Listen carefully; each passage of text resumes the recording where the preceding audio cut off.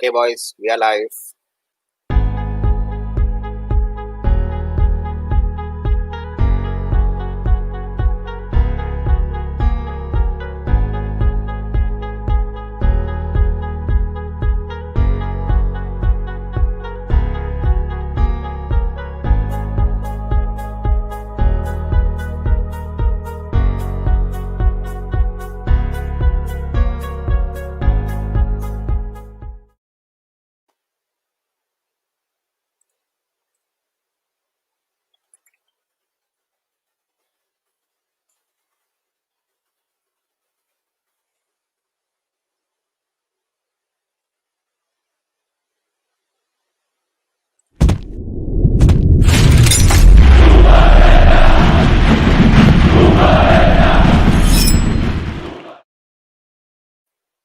What's up, everybody?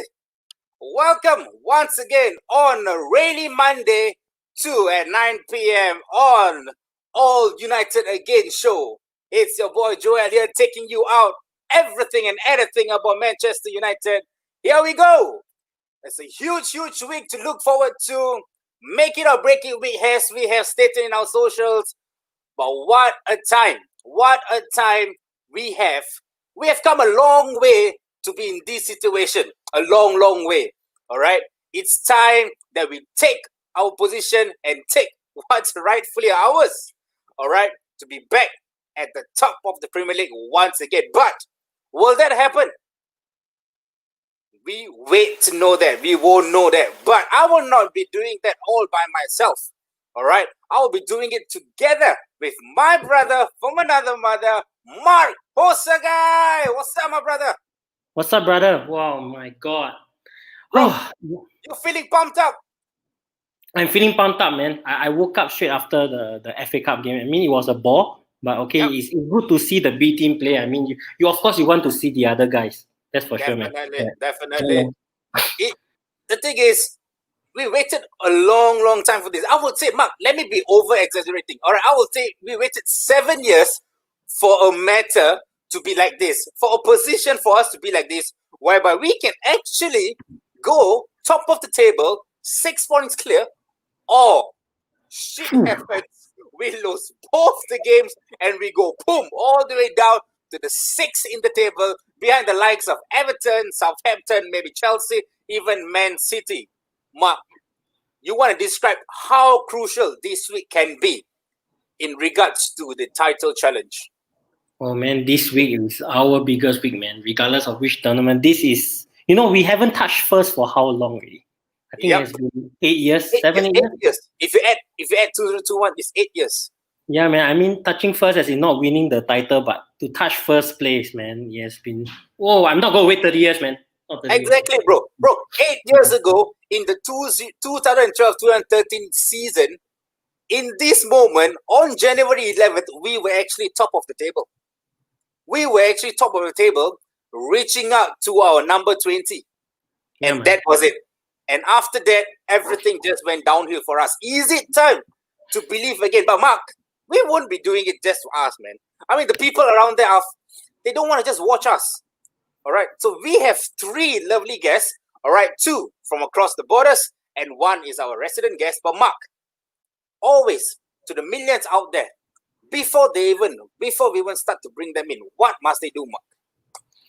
Guys, come on, man. You have to like, share, and subscribe to our United show, or as I say, our platform Snapshot on all the everywhere, man. From Twitter, Facebook, Instagram, YouTube. Then you can hear our content every week, man. Transfer news, everything, man. Everything football in EPL. Yes, guys. Like what Mark has said, please like, share, subscribe to All United Again, and to our own Snapshot as well, guys. We are in all across the socials, in YouTube, Instagram, Facebook, Twitter, and in lately, my beloved boy Fares have just created it. We are in TikTok as well. All right. So we are streaming live from Facebook, YouTube, and Twitch. All right. So, and we are ready.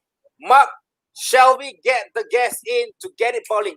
Guys, just a fun fact. Let's go, man. Before we even go live, all right, the lobby, all right, we were buzzing.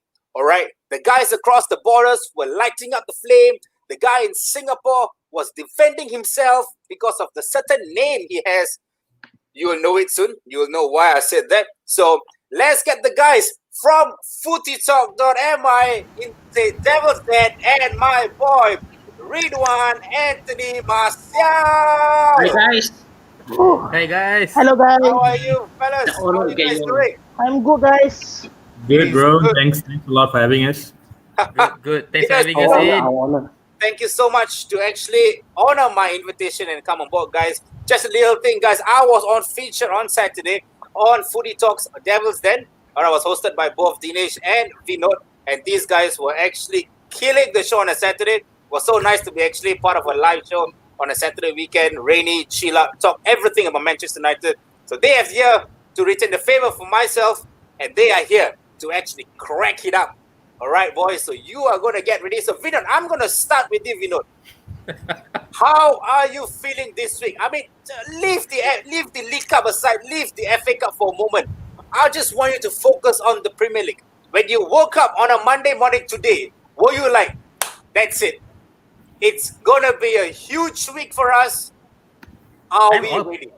I'm all pumped up for this week. I mean, it's been 7 years, and I'm to beat those that has been just won the title and take it in Anfield and go 6 point clear. That's what I want.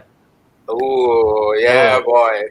That's the biggest thing. Even we don't win a title this year, I don't care. It's like I just I like go there, I do it.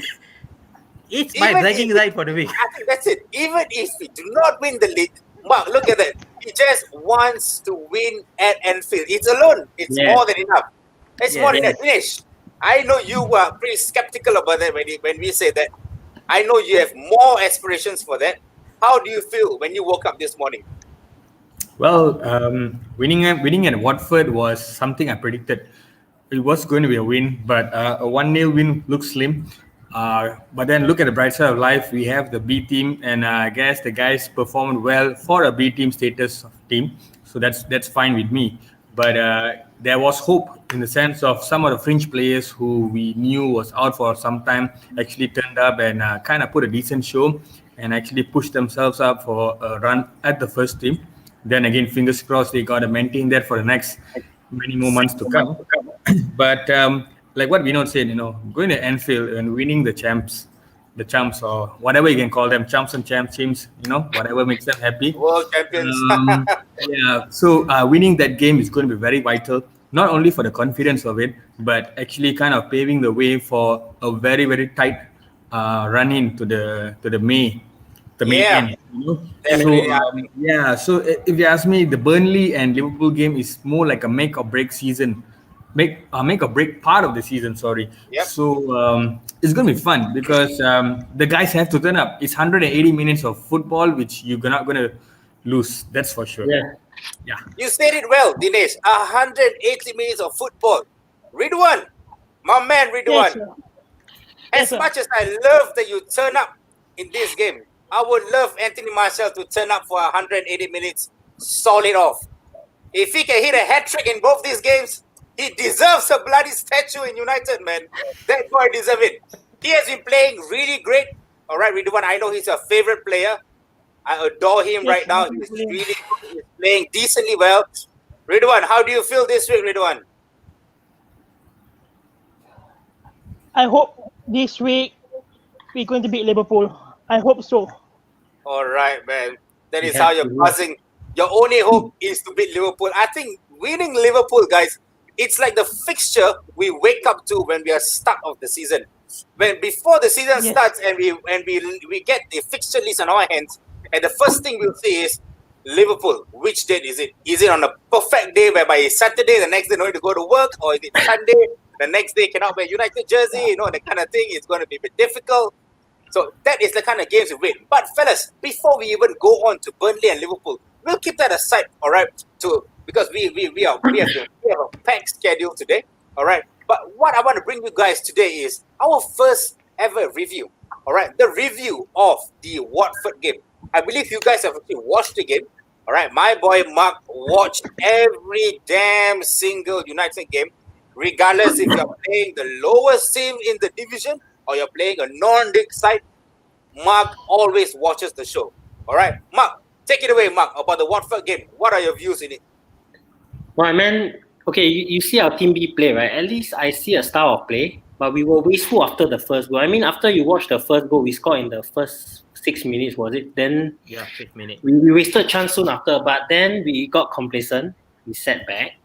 So I think Bailly injury changed the interface of the game where Ole was quite unsure who to bring in because we only had Maguire, right? We didn't expect Maguire to play the game. And at first, this game was 1 year return on. You know, when we go to cup games, we always just grind the result. I mean, any of you all watch the game on Saturday? The Watford game? Yep. Okay, that's why I have to ask Dinesh, man, who was your best player that day? I hate to say this, but I think Jesse Lingard was Ah. impressive.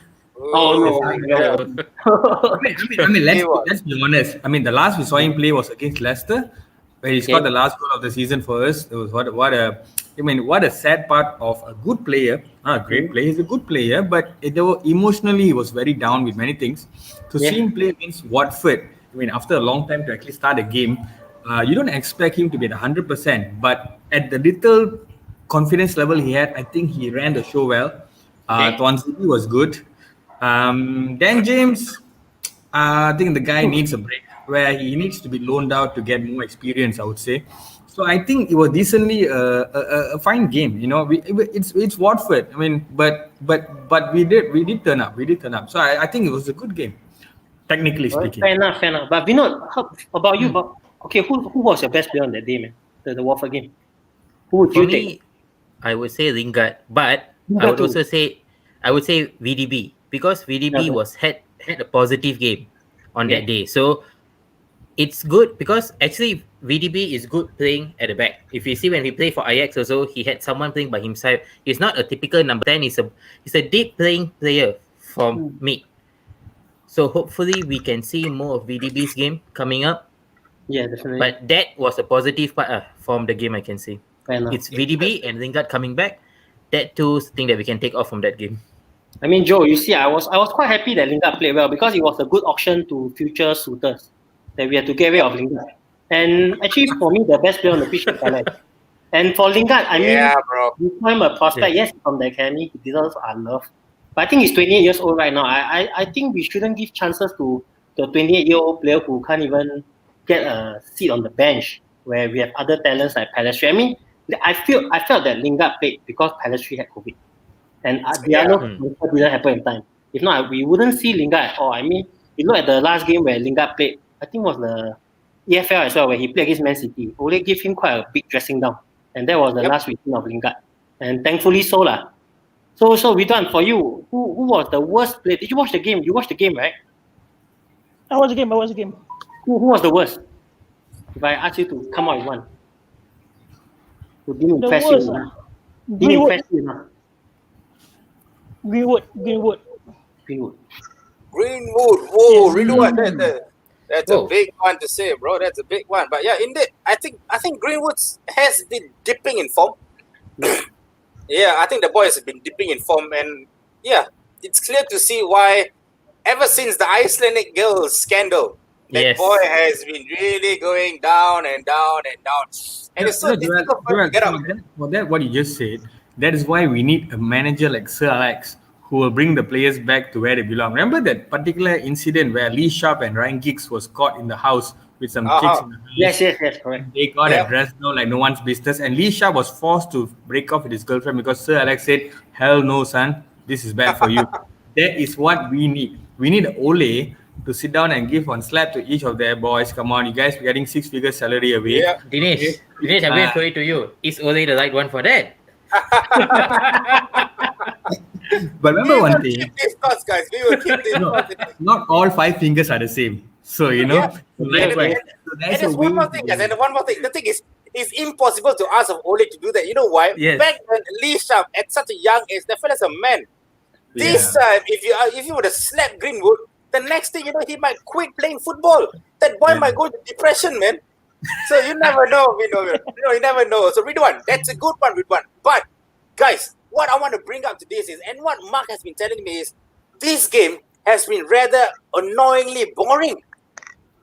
And the Yes. thing is, Boring. we do not see the life of Bruno Fernandes, which comes to me, guys. Are we over relying on Bruno Fernandes? If you guys have watched the game was really dry. Yes, both. I think Alex Telles do have to be given a mention. I think the Telles also was doing it quite well. VDB also was doing quite well. But did you guys felt that, hey, if I had Bruno inside, maybe it would have been a bit better. Maybe it would have been a bit better. No, we are starting. Us as fans are starting to get such thoughts on a weekly basis or every game. You'll be thinking, yeah, no matter what, just play Bruno lah. He just turns up. Vinod, I'm gonna start with you, Vinod. I'm just gonna throw you this blatant question: are we over relying on Bruno? Yeah, 100%. I mean, okay, we saw Ridwan just now mention Greenwood did not perform against Bradford, but it's clear enough. Because why he didn't perform, he didn't get the final balls. There was no link up play between the mid and the wing and the top. No one was doing that. So if you look at the game, Williams had a poor game, James had a poor game. Why? There was no feeder balls towards them to make the runs. So when you have this kind of runny players who makes the runs but no one feeds them, it ends up like a poor game. And Greenwood, he's a striker. But if you don't feed him, he's not the type that drops deep. He's a typical that I like to get into the box or I play out in the wide. And without Bruno, it was so crucial because Lingard played there. Lingard was just driving runs as his usual style. But he was not linking up. So he couldn't link up the play. Mata did not do that. So end of the day, we are going back to Bruno. Because no one else, it's like without Bruno, the rest of the piece can't fit. It's a missing jigsaw puzzle. It's quite alarming because if you don't have Bruno, it's a major issue. Like, we have no plan B. So as much we have to get a plan B, if not, we will be getting kicked in the butt. Especially, you have these 2 games coming up. Let's say Burnley and Liverpool. They tie up Bruno. What do we have? Yep, Who that's can true. we send in? Who are we going to unlock in the next? Dinesh, I'm going to Yes. throw this question to you, Dinesh. We actually brought in Donny van de Beek over, all right? Not to replace Bruno, but to be the backup of Bruno, all right? So we would have hoped to see actually VDB play the number 10 role in the game, all right? But it seems like he's playing that holding role, all right, side by side with Scott McTominay, releasing the ball. I'm not going to take it away that this fella actually performed one of his best games in a United shirt in a long time. Because we haven't seen him in a long time. All right, we usually see him for 3 minutes, 4 minutes. Yes. I think the most I've ever seen him was probably 5 minutes or so. All right. But the thing is, do you think that Ole is actually using VDB in a wrong way?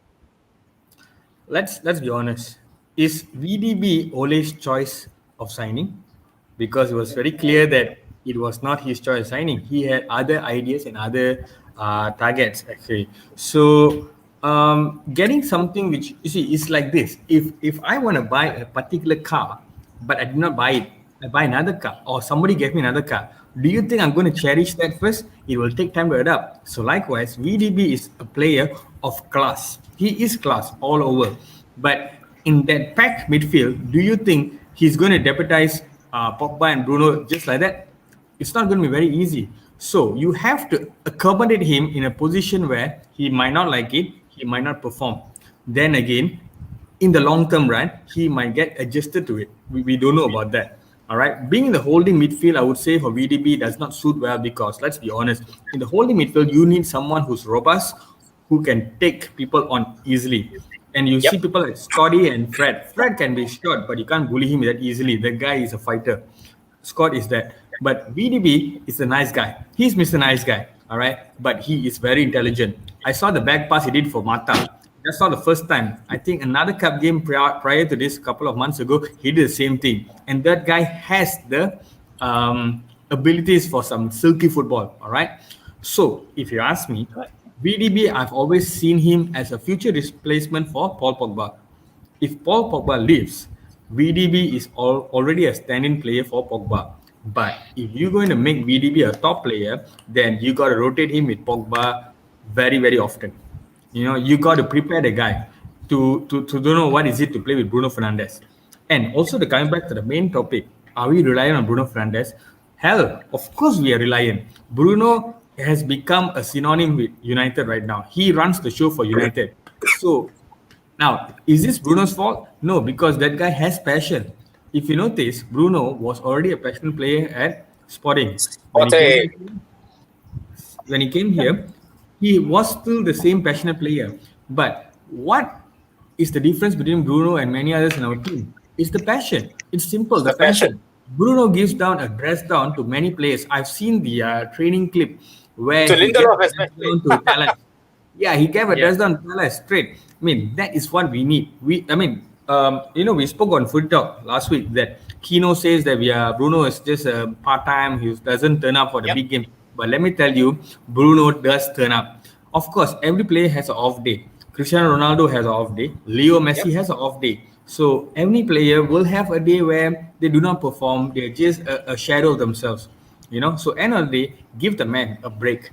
If you ask me, the Watford game was a good avenue for us to take two things in perspective.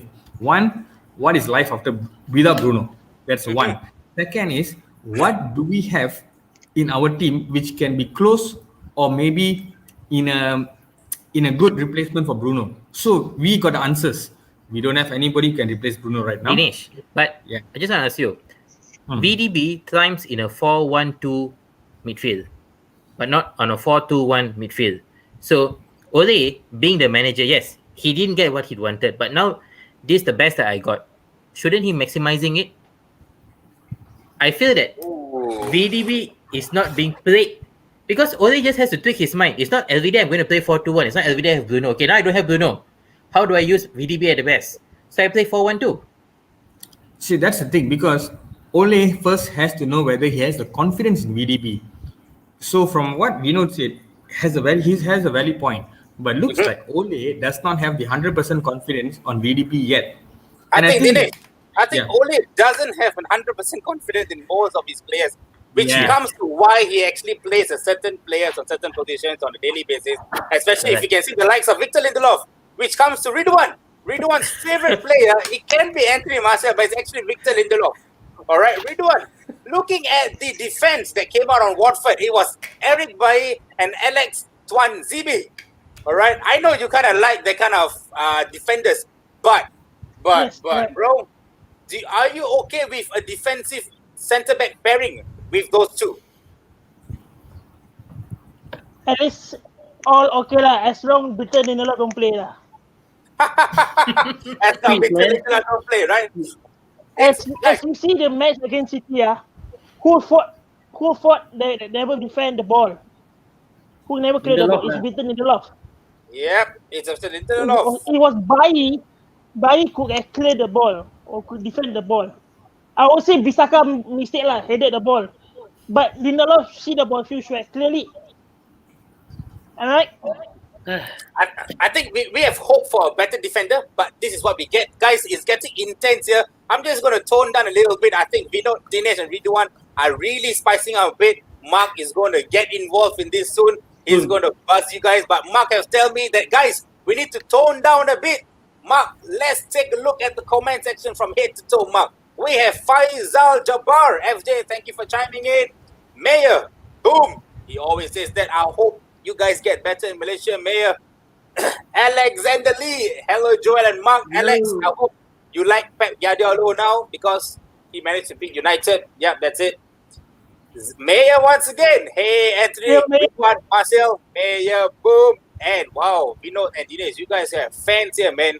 Wow. Wow. And another likely figure, Serena. Finally, Vinod being positive of winning. I know, right? I think how many days? Saturday, Sunday. 2 days have changed his mentality to going United is going to win. You will reset back on Saturday.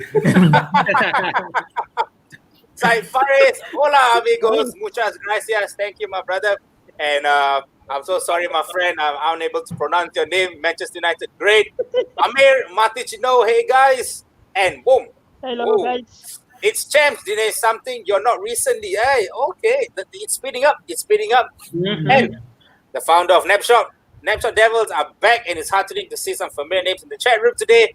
Go break a leg, boys. And Tristan have actually confirmed what we have said earlier, guys. Teles and VDB by a country mile that performed tremendously against Watford. And we have Vane Mugilan. Hi, Dinesh. Boys, you guys are getting so much of fan here. And we have the first banter of the night. Hey, dude, a Liverpool down with confidence is going to be quite easy for y'all scums, eh? Mark, I'm going to let you take this on. Do you think a down Liverpool, do they see like that? I mean, is Liverpool really down at the moment? Yeah, man, they're really down. I mean, every time I watch them, the past 3 games, they always drop points, man.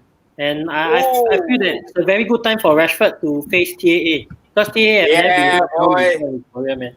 Exactly, man. Yeah. You said it. Dinesh, Ilya Tambi, United for life, my friend. All right, man. We have Ganesan. Cheers, United supporters.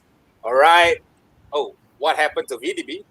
Nothing happened to VDB. VDB is still good to go. All right.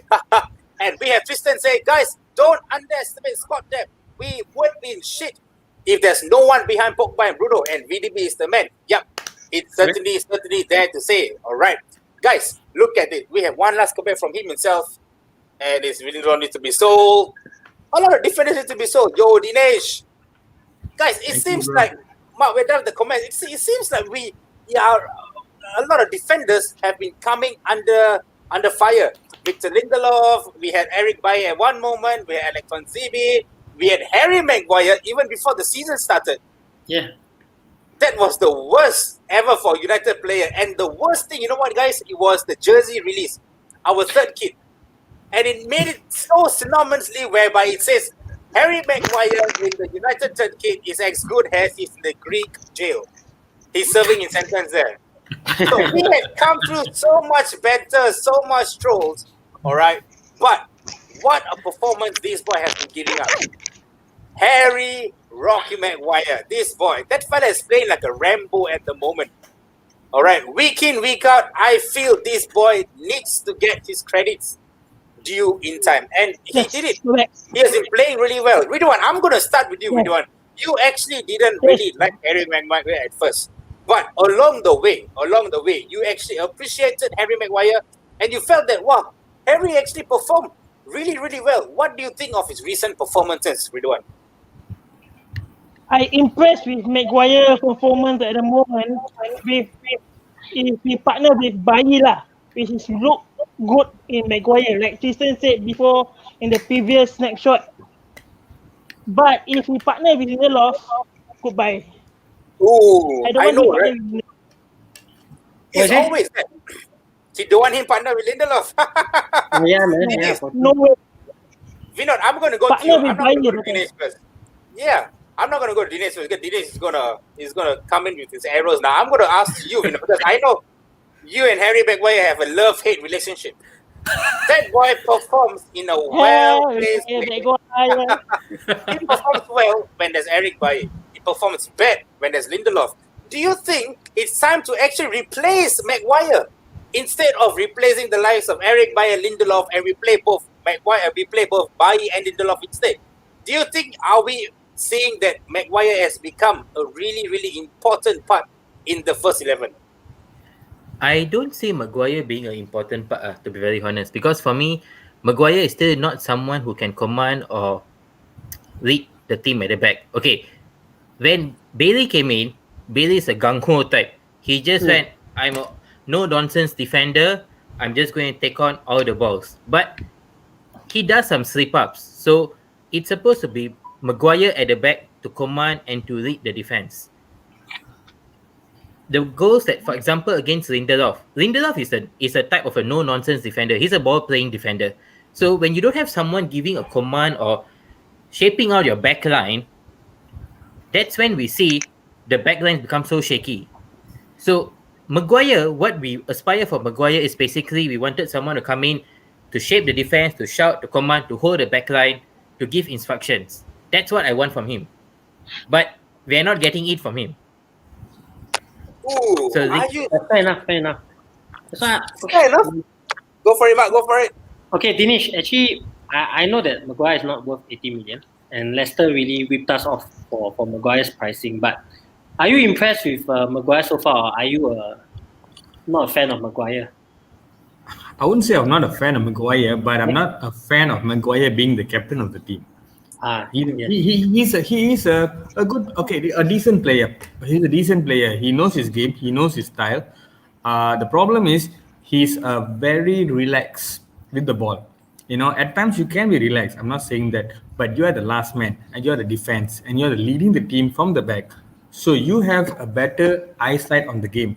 If we are going to play a football game right now, as a goalkeeper and a defender, you are able to watch the game and you'll be able to shout, take left, take right. I mean, we have to communicate because those guys in front of you don't know what's happening behind, but you are having the bird eye view of the whole thing. All right. Yes. Now that's the problem with Maguire because he has not. If you ask me, the problem here is all about communication. It looks Okay. like Bailly and Lindelof are not suitable for each other because those guys are just how to say they're just not. There's no chemistry between them because Yes. Lindelof, like what Vinod said, is a ball player. All right. Yeah. Maguire, on the other hand, he can be good at times. I can see that he uses his physical presence very well and he will do the shielding and all that. But there are times, especially against Man City at the set piece, that was not Lindelof's mistake. That was Harry and Luke Shaw. Both were daydreaming. So if you're going to tell me he's playing well recently, not so recently. I think the ball at the first goal, right? The cross one. But He then went John past He went past missed a Lindelof hidden. first, so I don't know why we should blame Maguire when I expect Lindelof to clear it, but if he didn't clear it when it comes to me, if I react in such a way, my hands come out and become a handball. Don't you feel that? Actually, I find it the fault lies with Lindelof instead of Maguire. No, but okay, let's be honest. When I saw that from my angle of point, I saw that Maguire was actually daydreaming because I could see that the distance between him, he was further away when he could have just been a step ahead with Luke Shaw. Okay. Both of them could have done something about it. Okay. And the second thing was Maguire. One thing I like about him, he takes the ball, he brings forward, no denials. He brings forward and he will actually cover quarter field, and it comes up but the problem is, does he have the pace or does he have that craziness to run back and do a tackle like how Bailly or maybe how the great Nemanja Vidic does? It's tough. Are you It's tough. It's tough. Yeah. It's tough You see, to actually throw in an expectation of such. I met Vidic 2 years back. I met him. I spoke to him. He showed me his palm. All right, and this is my palm, and this is where his palm was. Push. Okay, and I can see the bruises in the hand, in his face. You can see the bruises when you see him up close. That is what I want. I want a player who can get stitches at halftime and come back and play. Does Maguire has that? Bailly has that. Bailly will wear a cast on the head and come back and he'll break a leg. That is Bailly. You need a defender who will break a leg for United at any day given at 90 minutes. Can you do that? Rio Ferdinand did that. And Vidic did that. But Yeah. would Maguire do it? Yeah. Because if you paid 80 million, and back then Rio was 30 million and he justified it. He was a goal scoring defender. Oh, the price tag. The price tag. And left top. Yes, the mindset when he Dinesh, played I'm against going to hold you there, Dinesh. That price tag actually comes up. Ridwan, I want you to take this on, Ridwan. Your favorite person, Anwari, actually asked the question. If Maguire didn't come in with that hefty price tag, would his level of expectation be altered by the United fans? Anwar is asking it. If now, let's just say Maguire come in, Lama Dinesh, 30 million. Do you want to put Maguire high up there and just say, okay lah, maybe he's 30 million. He don't need to perform so much. He can perform average. But because we pay him 80 million, we expect him to perform week in, week out. There's another thing, not only 80 million, the armband. Ridwan, so I wanted to ask this, Ridwan. I want to answer. Do you I don't think know why Ole. What? I don't know why Ole give him the armband lah. It should not be him lah.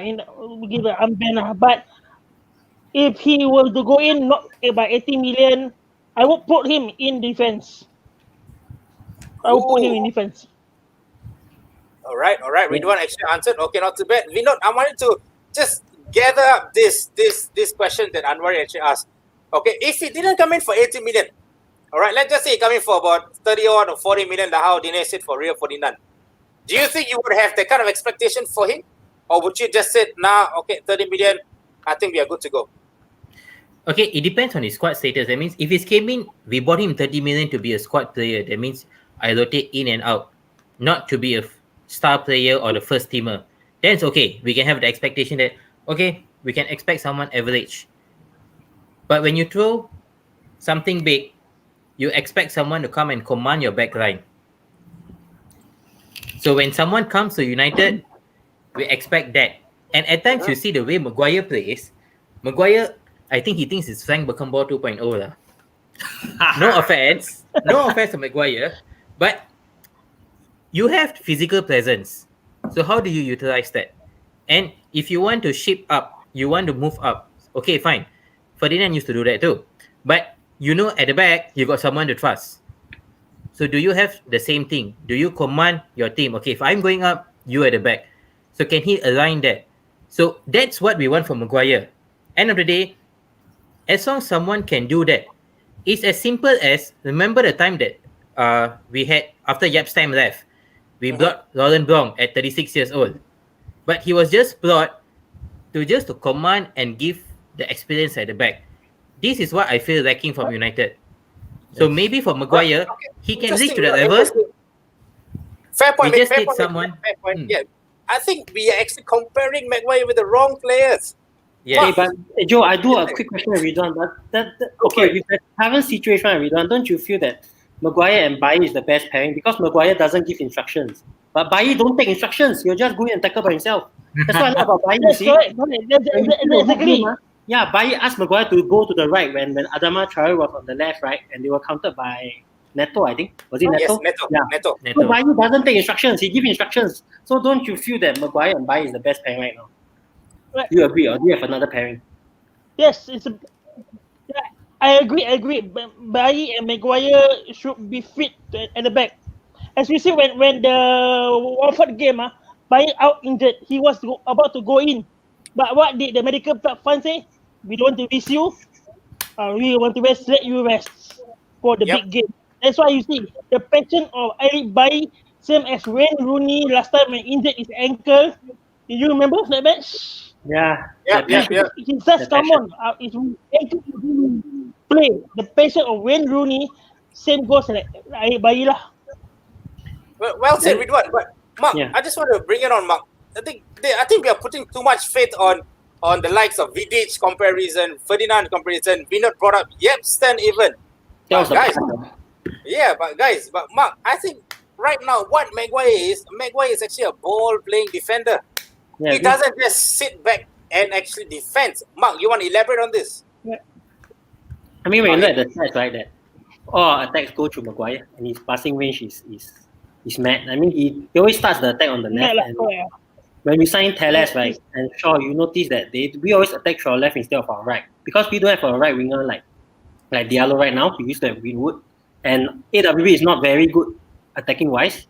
So we attack through our left. So actually, Vinod, don't you feel that, what is your thoughts on Maguire being the ball-playing defender instead of Lindelof?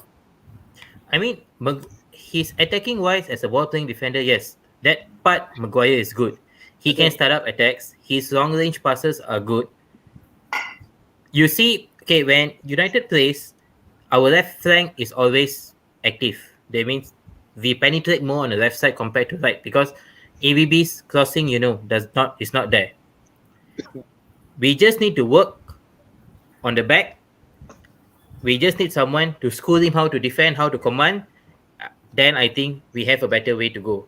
Because he has some qualities in attacking, to start-up attack, and his physical presence on the top end, that we should capitalize. But his calamity at the back is what worries us the most. End of the day, even how good a defender is, your main job is to defend. Yeah. So if we can't pass that, then we are in a big trouble. I think we have come to a comment by Alex. So sorry if I say this, guys. I got to stop, guys. Alex in the league came in and say, hey, pertaining to Maguire price tag, if you spend 250k to buy a sports car, naturally you don't expect it to perform like Toyota Corolla. Whew. If you buy Harry Maguire for 80 million, you expect him to perform like the likes of Ferdinand and Vidic. It's a simple comparison like we look. I think all we actually ask for Maguire is defend properly, which that boy actually have been doing it well. All right. Consistently, I think in the recent games he's doing it well. I think Ridwan also would love to actually admit it. But the thing is, at times, yes. Right. But yes, go ahead, Ridwan. So correct lah. As remember last weekend, Tristan put the stat of Harry Maguire. I'm impressed with Harry Maguire now. Yes. Now I'm Because impressed the with thing him. is, when we go on our attack, Maguire really gets the team forward, especially with his long balls towards the left, towards the right. I think we just got to switch it up. Maguire is actually the Ferdinand of the team, whereby he actually plays the ball. And Eric Bailly is actually the dirty bastard Nemanja Vidic of the team. He does the dirty job whereby actually Maguire stays clean. Right. You don't really see Ferdinand actually getting so much blood on his face. Like, his face is very important to him. If you guys realize at the point in time, real Ferdinand is a party monster. So his face needs to be clean and tidy, clean and neat, because he needs to go out at night. All right. On the other hand, Vidic is just haywire. That is what Eric Bailly is. I'm not saying Bailly is ugly, but I'm just saying that Bailly just jumps in whenever it's possible, like the Aston Villa game. He just hits it. One more comment by Frank Faris. Maguire actually in good form. When he ventures forward, is the start of United's counter pressing. It's either the double pivot at the center of the park or Maxi's long pass. Syed Faris, as a Liverpool fan, I think this boy, even he sees it, that Maguire actually is the heart of our attack. Mark, correct, Mark? Yeah, man. Maguire is the heart of our attack, yeah? Right. No, Joel, but the thing is, Joel, let's be honest. Okay. If your primary job is to be defender, then you got to excel in that. The additional perks or benefit will be helping out the attack. So if he's going to help out the attack, I'm glad. But end of the day, your primary focus and your primary position is the defending part of it. So you have to actually up the game with the defense. It's like me asking David De Gea to give me good assists. He might give good assists, but he got to be the top goalkeeper to save the attack which is coming over. So assisting the attacker would be a secondary thing for David De Gea. So likewise, Harry Maguire got to be perfect at the back, and if he can assist on the attack, that's a plus point. But that's not the main point, So Maguire should brush up on his positioning of the game first prior to attacking. If he's doing a good job on top, I'm glad for him. But the down part, that's what matters. 80 million matters at the bottom. We didn't buy a striker for 80 million. We bought a defender who beat Van Dijk's record, and we expect him to be another Van Dijk for us, but he is No, okay. I think we're just too harsh on Harry Maguire, bro, because he's an English player. English player usually comes in really, really expensive. That boy actually supposed to just cost us 40, 50 million, but because of English tax and all this blah, blah, blah, English player presence, you went on to pay 80 million. But it's safe to say, guys, if we were to lose Maguire on injury, we are finished, because they call it the Maguire pairing, and it's fantastic. It's so nice to watch this. And if Bailly gets injured, guys, we are actually in real, real trouble. All right. So let's hope both Eric Bailly and Maguire actually stays fit. All right. We need these two boys. We need this boy to be smiling after injury, which is what we want. All right. And we need this fella to be strong in the park when he gets in attack in front. That is what we need. As a United fan, if we can do this, that's it. Nothing much we ask of. All right. I mean, that is it, guys. Ridwan, I know you love Harry Maguire and Bailly to bits. Let's hope they start this Burnley game. All right. But we'll keep the Burnley game to the next one. All right. But if there's one player that we would love to talk about, I think, Dinesh, you were saying something, and Ridwan, you were actually highlighting one player at the start of the game. At the start of the show, and you were saying that, wow, I'm actually quite impressed by this fella. Long time never see him play. Like, alamak, ini macam player missing for so long, but he comes back and play not bad. It's our Lord Lingardino. Oh my goodness. Dinesh, Ridwan, Mark. It's been so long since I've seen this player. It's been so long. I literally forget that we had a player called Jesse Lingard in United. I was thinking that this fella is actually more of... Look at Ridwan. Ridwan is laughing his ass off. I can't believe it. Ridwan is aesthetic. Ridwan, do you know who is this now, Ridwan? You remember this boy? Who is he? Lingard go. Lingard. The last time I know that I took a picture with him at the stadium in Cardiff during a Champions League final between Juventus and Real Madrid, and I took a picture of him. I think it's Jesse Lingard. Oh my God! But boys, back to all serious topic. Mark, I know you watched the game in and out, and you were on praise for him. All right, knowing that it's a championship team, Watford, but it's always nice to see Lingard get some minutes. All right, Mark, I'm going to go with you. did you see him playing at least better than what you saw before? Actually, he played well, Lingard, to be honest. It's Watford after all, a team in a slump. I mean, they're 6th in the championship, but they dropped from 1st. So when you see Daniel James and Lingard play well, you can more or less know that it's their standard already. And Daniel James didn't really burst onto the scene in the Watford game where I don't know why Daniel James is shot is either way over the bar or under hit. And okay, let me come back to Lingard. I felt that this is a game he played because Diallo didn't come in time and Pelestri had COVID. So actually, my question for Vino right now, right, is okay, for Lingard's case, right, do you expect to see more of him in the cup games, or do you feel that this game is this Watford game is the one where we used to auction him to other teams in this January window? I don't see him being auctioned out. For me, I still see him as a utility player for United because he's the type that if you use him smart, he has that heart to run, determination to play 90 minutes non-stop running. So if you want to tire down defense, for example, you start him first 60 minutes, then you bring in your Marshalls or your Greenwood. Or just say you start them and then the last 30 minutes, okay, I just want you to just go pressing on these players and you get someone else to slip in, Bruno to slip in or someone slip in. He's the type that we need to use. So if we have someone who's tactically smart to use him, then Lingard, yes. But Lingard is not a smart player. You can't tell him, hey, play on my right side and do what you need to do. He doesn't know what to do. He thinks sometimes you need to keep him at his place. Mm-hmm. Because he has grown a bit much recently, assuming that he's big. He's the best player. So I think that has gone to his head. So now bring him ground level, tell him, Lingard, Jesse, your work is to do this. I only want you to do this, execute it. Then yes, it works. But if he does not, simple, ship him out immediately. Ooh, that's But solid. based on what Vino said, right, that Lingard gives the endless energy of chasing down the ball, right? Don't you feel that we can go to the championship and find thousands of players who can play like that? Instead, No. why are we hoping on Lingard to do something which is the basic of a footballer rather than why are we hanging on to him? I mean, for Lingard's case, You don't see many players doing that. Okay, you say in championship, who is there who does it, can run endless like him? So the good part about Lingard is, if you're looking at when we go to Europe, he fits the homegrown player, he fits the club player. So that is a tick in the box for us. But he has the attributes that we can use. And for example, even we go to championship to take an English player would cost us at his level, not a world-class beta level, would also easily cost us 20 plus. So why do you want to waste that money when you can use it to up the squad in L's position and utilize Lingard to his fullest capability and ability? For now, we are not doing that. He has potential, but we are not doing that because he can be your plan B to tire down teams or to do something. No, well said.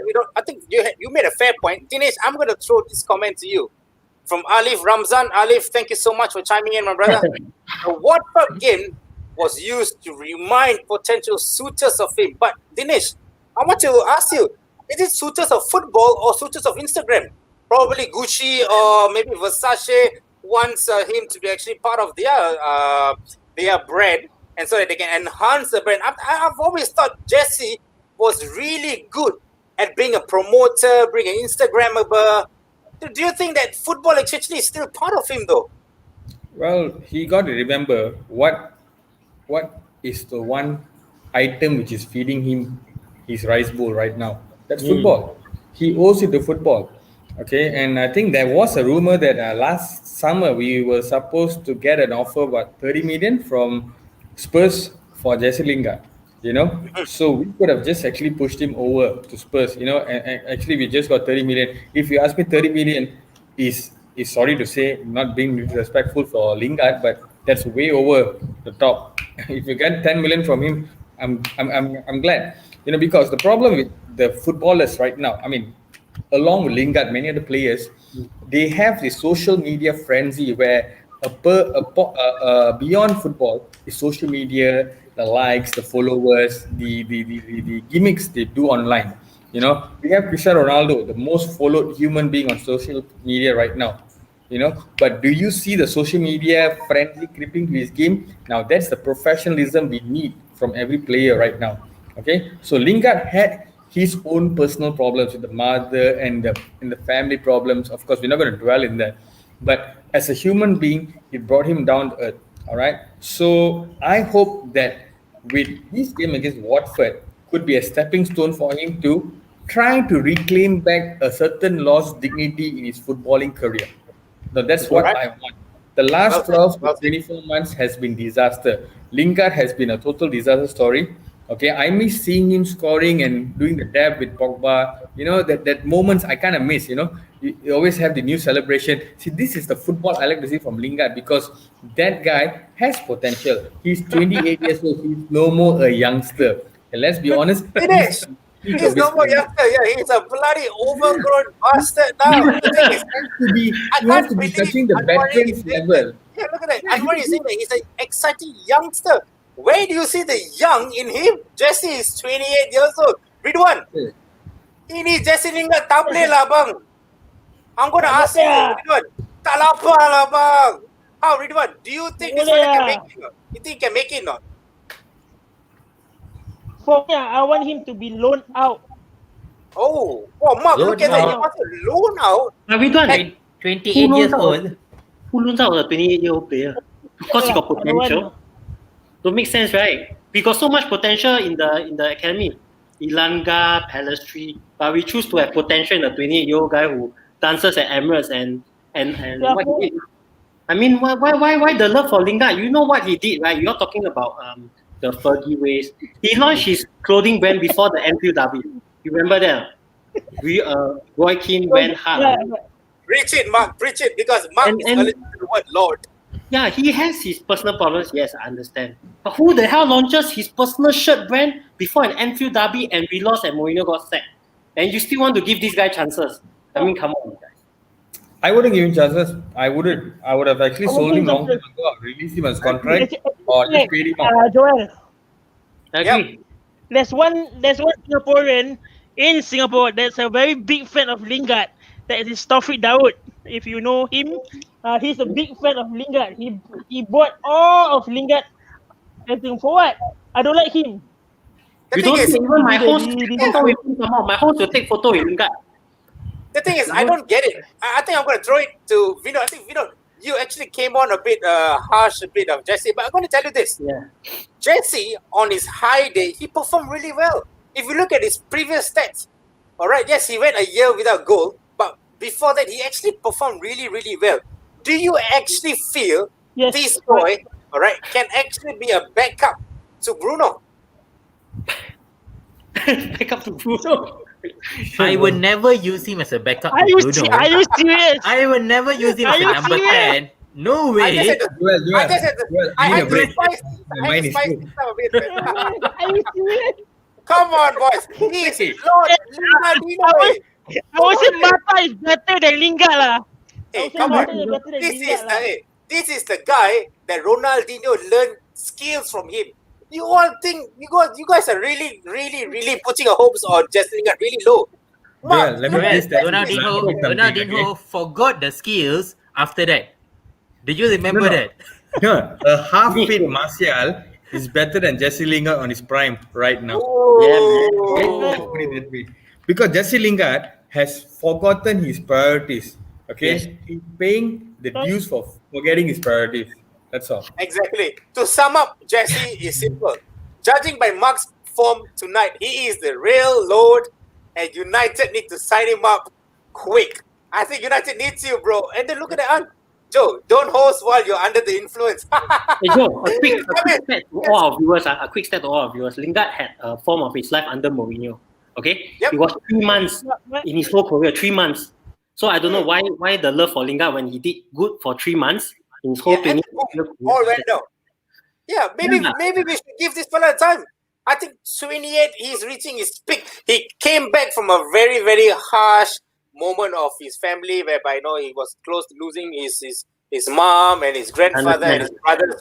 I think he was going a hard time. As a human being, it's a bit difficult. But I think maybe, just maybe, all right, we can give him a little bit more time.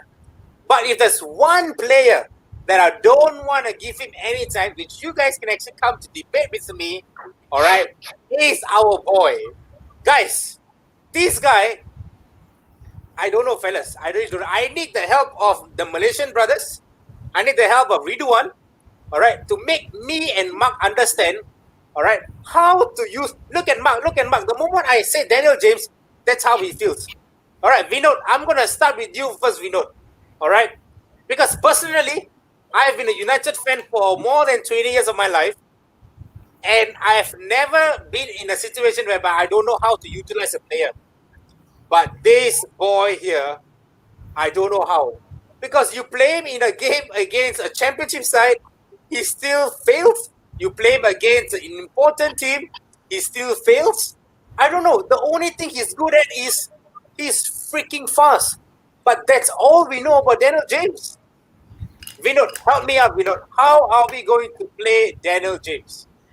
He is Overton 2.0. Overton 2.0. Simple.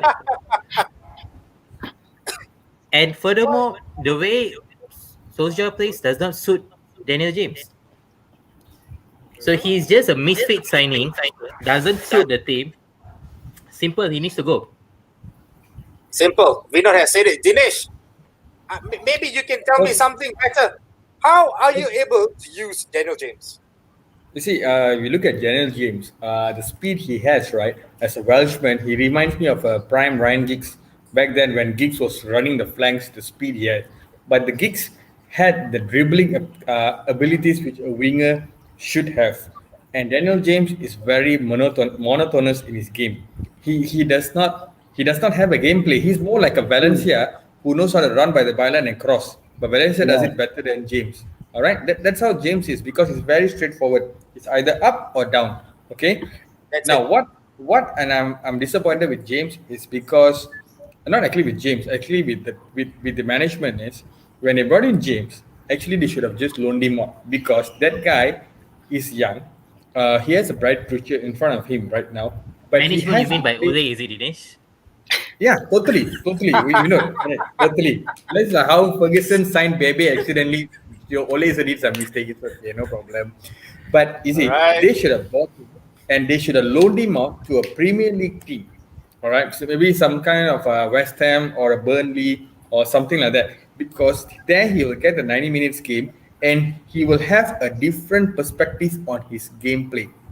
Okay, so bringing him to United right now and trying to play him on a weekly basis is going to be hard because you got so many guys knocking on the door and telling that, you know what, I'm better than Danny James, I can take over. And what's happening is Daniel James is just getting a chance 1 in maybe 6.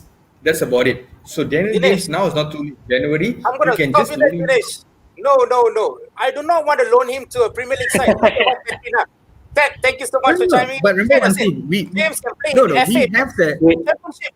No, we have the contract clause where our players can't play against us. So don't worry, Joel. Okay. Understand, Dinesh. But who is going to take him on? We are in a dilemma right now whereby I don't know which club wants him actually. Leeds were at one point in time they wanted him. No, you'll be surprised, Joel. You'll be surprised. I'm telling you, you'll be surprised. Imagine Johnny Evans was offered to Man City for 30 million and they were contemplating to sign him. And Johnny Evans is the most irritating piece of human being I've seen. But Dinesh, Ole wanted to sign back Johnny Evans. No. Don't believe the media. Do not believe the media. Come on. I mean, Ole wanted to sign Leo Messi also give him the chance. See, Daniel James, what I find the problem is we don't have a number 9. Then out and out number 9 to suit him. Daniel James simple. I take on. Come on. You sure? At number 9? We have Cavani, bro. We have Cavani Cavani. Yes, we have Cavani. But how many times has Cavani and James played together? And the way Ole plays, counter-attacking, he doesn't get the ball. He doesn't go beat and get it. He plays inside forward style. So we don't go by the byline and then we cross it in. Yes. So the game style of our game style does not suit James. Yes. So keeping him, it's out. So Vidwan, my question, right, Vidwan. Actually, since if we don't Daniel James don't fit our style, right? Do you feel that we should loan him out or sell him? Because I feel that with Daniel James, right, I rather sign Usain Bolt because Usain Bolt is a diehard United fan. I can run faster than Daniel James. I know he can do a Preach better it, job. my friend. Preach it. Yeah. So, do you feel that we Oh, should sell really? or loan Daniel James, or you want to keep? I think for me, it's a mistake that he go to United too early from Swansea. Too early. It's too early for him to, because you see Swansea is it's a small team. When he come in, I saw his video. Wow, he's quite good. When I see him play at the ICC in Singapore, he's quite fast. But he's very fast, but he cannot even find a number 9. Like what we not say lah. Interesting. But guys, Hmm. this is my best comment of the night for now. Pick up any track and field secondary school student. He can do the same job as DJ. Vinod, Dinesh, if you guys get anybody in Malaysia, please tell me, pass me a number. I will get Mark to actually contact him. Ridwan, you got any of your friends, any of your family members who are good in running? Please tell us, we will do it. Because I totally agree with this. Daniel James is nothing but a speedster. And yes, I get it. Yeah, I get it, Vinod. I get it. Like with what Ridwan had said, maybe with a proper number 9, he might be able to do it. I'm not saying that Anthony Martial is not a proper number 9. But the thing is, the gameplay itself, if you look at Daniel James, there was one moment, I'm not too sure against who, but if it was against one club whereby it was a counter attack straight up from the corner. All right? It was a 2 Liverpool. against 2. No, it's not Liverpool, no. It was 2 against 2. All right? Instead of going wide to the left, Daniel James. Villa game. Say again, against who? It's the Villa game, the last minute one, the counter. 92 Yeah, minutes. against Aston Villa. So he had the chance to actually go to the left, all right, and cut back because the fella has a lot of speed. But you know what he did? He ran Went to the into the defender. He went to the right. He went into the defender. That's how dumb this bastard is. Hey, No, Joe, the but I agree judgment, it's all the judgment is totally bad. Totally bad. Yes. His judgment Yeah. of the game is very bad. Hey, This but Joe, I was- totally agree with Dinesh and Vina. It's the style of play because I watch international football a lot. You know me, I got nothing to do. I watch international. I support Wales, yeah. So I watch Daniel James a lot, and Daniel James under Giggs is a totally different player. He delivers game in, game out. So I think hearing Vina and Dinesh, I feel it's a style of play. Maybe it's not a style of play. Maybe under Ryan Giggs, he's not under pressure. The media is not onto him. No, but the Nothing question is for wrong with him. Ego, they are But fighting for Joel, Ego, no. there's no fans now in the stadium. It's the best time but for you to perform too. It's not about fans, bro. But the thing is, nobody is onto him. The media is not onto him and saying that because the moment you wear the United jersey, bro, nothing beats more than wearing United jersey. If you want to look at one fella who always come out week in, week out, even if he performs, it's my black brother, Paul Pogba. Yeah. That fella performs his best shirt in a United jersey, he gets criticized for something. He do not perform in a United jersey, he doesn't not get criticized. But in a French jersey, whether or not France loses 9-0 or they win 1-0 against a low country, The one nothing. sucks to him. Nothing. But, yeah. but you can't blame them. You know why? Because you are playing for the most supported club in the world. Say that again, Dinesh. I can't hear you. You're playing for the most supported club in the world. Yeah. If I gotta repeat it one more time, the club in the world, not in England, So you can't blame them. They have to perform more than 90 minutes. All right, they have Perfect, brother. to walk the talk. That's United, the biggest club That is in the world. United, man. 60 So- sponsors. We are the biggest. It's Please. safe to say we Yeah. have to get Daniel James out on loan if possible. All right. If not, sell him off. Maybe a loan might help him. But Ridwan, in terms of Selling Jesse off is a Lingard, bad idea, bro. No, I don't think. yes. No, just selling Yeah. off. We have Tahir Chong there. If in case you want someone who's coming back after loan, No, Tahir Chong is Tahir there. Chong is one more headless chicken who got a funny hairstyle, okay? I saw Tahir him Chong- play a few games. Okay, only lah, so far. I watch No. him. No, Dinesh, I've been following Bremen's football lately. what about Bremen? He, Yeah. Wender Bremen, he has played some good games the last Yes. few games. So as long as he maintains this up to the end of the season, he might No. be a new player when he comes back. Correct. So Tahir Chong, if given a chance, he was at Werder Bremen, he's doing fine. So likewise, Daniel James at another club would also do fine given that maybe just give him a 1 year loan. Let's give him 1 year loan at another club, maybe in Bundesliga or maybe in the La Liga or I don't know, whatever you can reach. They want him lah. Just take someone, go and let's see how he prospers. If after 1 year he comes back and he's just not the player we expect him to be, then he's Okay. doing the job. Fair enough. Fair enough. I think for Jesse Lingard, we can also do the same thing. Maybe he needs a fresh air from environment. Yeah. Maybe he needs to go to Italy, maybe to Spain. Just go there, kick some football, maybe loan him out, and maybe when he comes back. But guys, the thing is, like what Tristan has said, the age factor. Daniel James is 25 and Jesse Lingard is 28. If we loan these two guys for one more year, these two guys comes back to United at the age of 26 and maybe 29. But we can have faith in our Facunda Pellistri. That boy is an upcoming youngster. Yeah. And we have Ahmad Diallo. Ahmad Diallo, we keep it to the end of the show discussion. But guys, we have talked about Jesse. We have talked about Daniel James. That right side midfield position, right wing, has always been the issue for House. We had Beckham in it. We have Cristiano Ronaldo in it. We have huge names to name.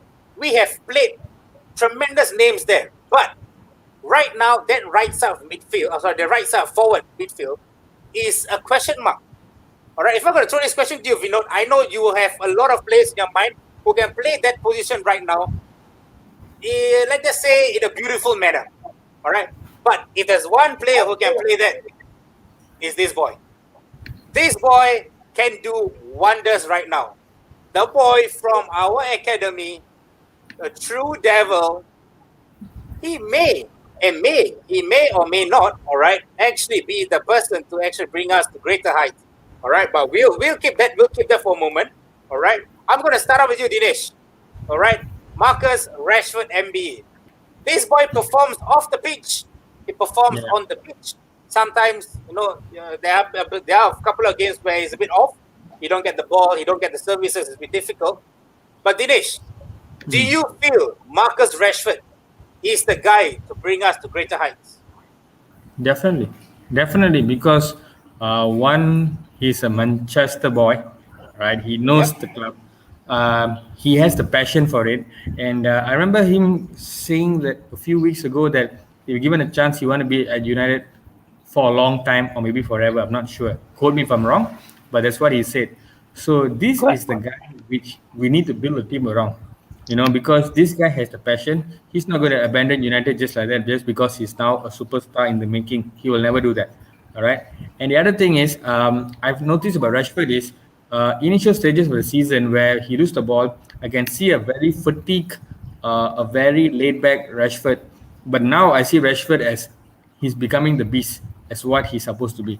He's becoming a beast. And of course, great hats off to him. Even Zlatan commended his act of charity and what he's doing for the guys outside there in England. I mean, this guy is unique because any other player earning a few 100,000 a week will just keep quiet and play their games at home in a lockdown period, But this guy is going all out. So the humanitarian part of him is, some people will come and tell you that he's a superstar, that's what he's supposed to do. Oh, really? So what's happening to all the other superstars? Just being a star? This guy is he's walking the talk. So it's a very nice of him, and I think it's God's blessings on him, man. I'm sure that this guy is going up in greater heights. It's just a matter of time before you can because now they're equating him with Kylian Mbappe. Both of them are unique players, but there will be a time where you can see Rashford going for the Ballon d'Or in time to come. If he can just up his game a bit more, be more consistent with his goals and all that, he will be a Ballon d'Or candidate in the future. Definitely, he's a young boy.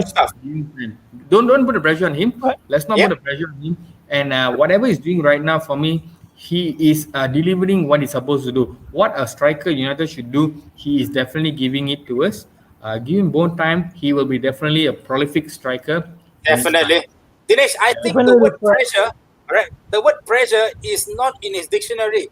Because that boy, it could be the next Prime Minister of UK, man, of England. He can be the next Prime Minister of England.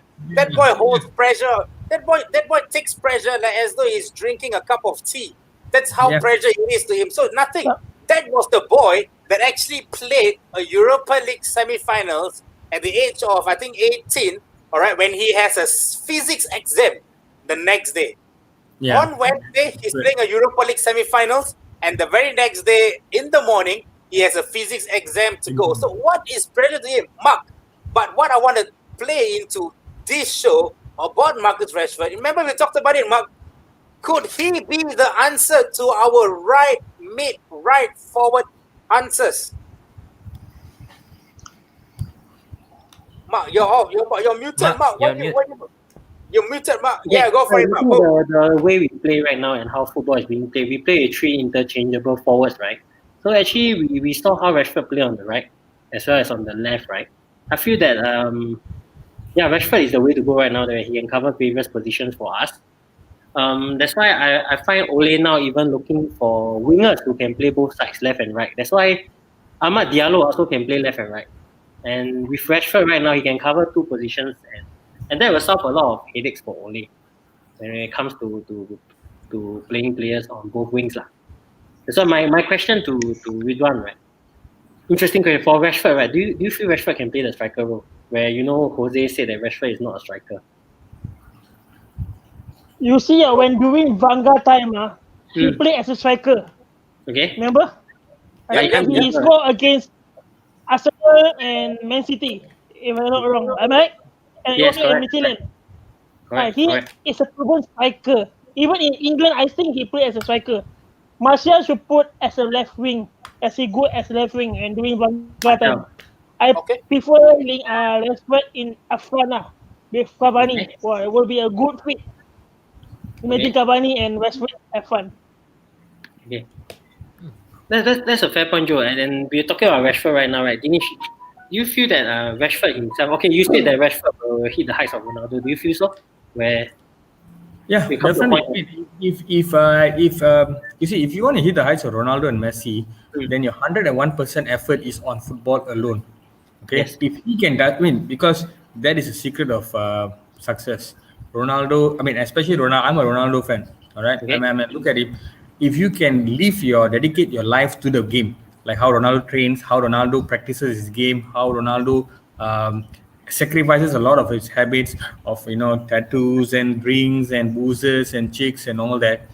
That guy has the potential to be a Ronaldo. I've seen his body language. He has the confidence. He just needs a bit more nurturing. He needs to be surrounded with positive vibes, and he just got to do what he's doing right now. Be on the limelight for the right reason and not for the wrong reason. Because you look at Mason Greenwood, a good talent, a bit now up and down because of some sagas off the pitch. So this is what we need to eradicate from Marcus Rashford. We should not let him to go into that same path again. Fair point, Dinesh. But the moment you said Ballon d'Or, you should have seen the facial expression of Dinesh. His face is like, Dinesh, come on, Dinesh. Are you seriously saying Ballon d'Or? Dinesh, that is how Vinod was feeling. Vinod, I'm going to ask you, Vinod, what do you think of Marcus Rashford's recent performance? Do you think he has been consistently putting in a good shape for United week in, week out? I feel he's consistent because the key thing we all forget about Marcus Rashford is he's still 23 years old. And despite being 23 years old, he has played 200 games, 250, 260 games, which is beyond for a 23-year-old that you see. But he has raised the height. I mean, the way he has played, the expectation on him also has gone up. Everyone's expecting him to be the next Messi, the next Neymar. But with Rashford, the problem that I would see is we have not given him a fixed position to play. So this boy, if we don't groom him well, he might just end up to be an utility average player who does not reach the intended height that he's supposed to reach. Because at one moment we play him up front top, then we play him inside forward, then we get him to play over the flanks. So now Ole just have to get his mind right. If this is my direction, I'm going to go ahead with Martial, Rashford, and someone up top. Go ahead, stabilize that, and move. We have Rashford because Rashford, his positioning awareness is good. He gets into the box and he can take on players. When the boy is on confident, he can take on any players and any defenders on the right side. Just say we put him on the right, will be afraid because he can just go on the left or he can just go on the right. You will never know which side he's going to go. I'm just waiting for him. He's the type that I'm just waiting. As like Dinesh said, if we groom him well, he has a strategic plan forward. 5 years down the road, who knows? He might be winning it. Never know. We just never know. You guys are incredibly great this moment, but guys, you guys have been so good. For all the guys out there watching, guys, please like, share, subscribe to our show. This Snapshot presenting to you the All United Again. So don't forget to like, share, subscribe, and also to share this entire show across all socials. We are on YouTube, we're on Facebook, we're on Twitch, and we have also opened up an account on TikTok as well. And we have guests from footytalk.mi, Devil Zen, Vinod, and Dinesh, and our resident guest, Ridwan, Anthony, Marcel. And we are talking about Marcus Rashford, and is he the guy to actually bring us forward? It remains to be seen, guys. It remains to be seen. But at this moment, at this current moment, I just feel that Marcus Rashford could be the guy to actually make the difference. All right. But fellas, all right, we can have all the players we want. We can offer all the players being off form, being on form. But this is the week. This is the week we need the players to actually turn up. All right. But before that, all right, I would like to actually show you guys some stats of Marcus Rashford. All right, to how he has performed. All right, against the teams. All right, of English Premier League. And Vinod, thank you for actually accepting my Instagram request. Appreciate it, my brother. All right. All right. Look at Marcus Rashford. Premier League under Ole Gunnar Solskjaer. 62 starts, 31 goals, 12 assists. Ooh, Mark. Fire, Mark. Fire. This boy is fire. If you look at it, Marcus Rashford has scored 14 goals in all competitions this season. 8 of them have come after the 70th minute. Fellas, the game can be 0-0 against Burnley. All right? As long as we have Rashford along the way, keep it there. And Marcus Rashford has been directly involved in 35 Premier League goals since the start of last season. 24 goals and 11 assists. I feel, guys, this is the guy to our answer to our right field. All right? Marcel on the left, Cavani on the center. I think I said this in the Footy Talk on Davidson on Saturday. Dinesh and Vinod, I think Ridwan also will agree with me. Marcel on the left, Cavani on the center, Rashford on the right. I think we can't go wrong. All right, I think we can't go wrong this. Mark, am I right to say that, Mark? Yeah, man, definitely for sure. Ridwan, you agree to that, Ridwan? Yeah, Dinesh? I agree. Yes. I think Dinesh definitely is going to beg to differ. He's going to say, no, bro, come on. I would put a different. I mean, with all due respect, that was a good lineup, but we have a certain character that was a bit inconsistent with Anthony Martial. I would rather put Greenwood in first because Greenwood is good on the left and the right. You know, you have a good player who can do the switching, and you can put Eddie Cavani in the middle because trust me, you want goals you get from a guy who scored 400 goals all his career. You know, so that is the man you're looking for. Second, the physical presence of Cavani. He's a guy who you saw against Southampton. When he got the ball on a low ball and he still went down for the header. See, that's what you want. A player who does not think twice. He is flexible as hell to score a goal, no matter which way or, you know. So that's what I would put. I would put Greenwood, Martial, and Eddie Cavani in the middle. Then again, that's my opinion. But of course, yeah. Okay, we'll see. But guys, look who is here for you guys. Fuyo, Footy Talk, MY, handsome boys on board tonight. And look at the question that this fella just asked, guys. Look at that. Can we swap Origi for Rashford? You know. No. Can. No, we can swap 300 lot and million. lot. 300 million. We give you Lingard. You give us Origi, no issue. Yeah, Lingard, okay. I gave Sena a good offer yesterday on the Cop Talk. I told him, Sena, I'll give you Martial. Okay? I'll send it to you. I'll also pay his wages for 1 year. I'll sponsor the wages. I don't need anybody from your side. Sena has not accepted my request until now. Tell Sena to come back to me. Oh my God, boys. Sena, thank you for chiming in, guys. Guys, we can have the players, like I said before, Rashford with all these stats, he can be booming in, booming out, week in, week out, But I don't care about all the games that we have played before. I really don't care. I really don't care about the Watford game in the FA Cup as well. Like what Mark has mentioned this morning when we woke up, and Ridwan also have said this morning in our group chat. Boys, this is the week. And it starts from this game. It starts from this game. This is the game that we badly need to win. I think this is the must-win game of the season, guys. Vinod, I think, Mark, I'm going to start with you first. Mark, how important is it leave Liverpool aside, guys. Let's not talk about Liverpool. But Mark, how important is it that we get 3 points against Burnley? How important?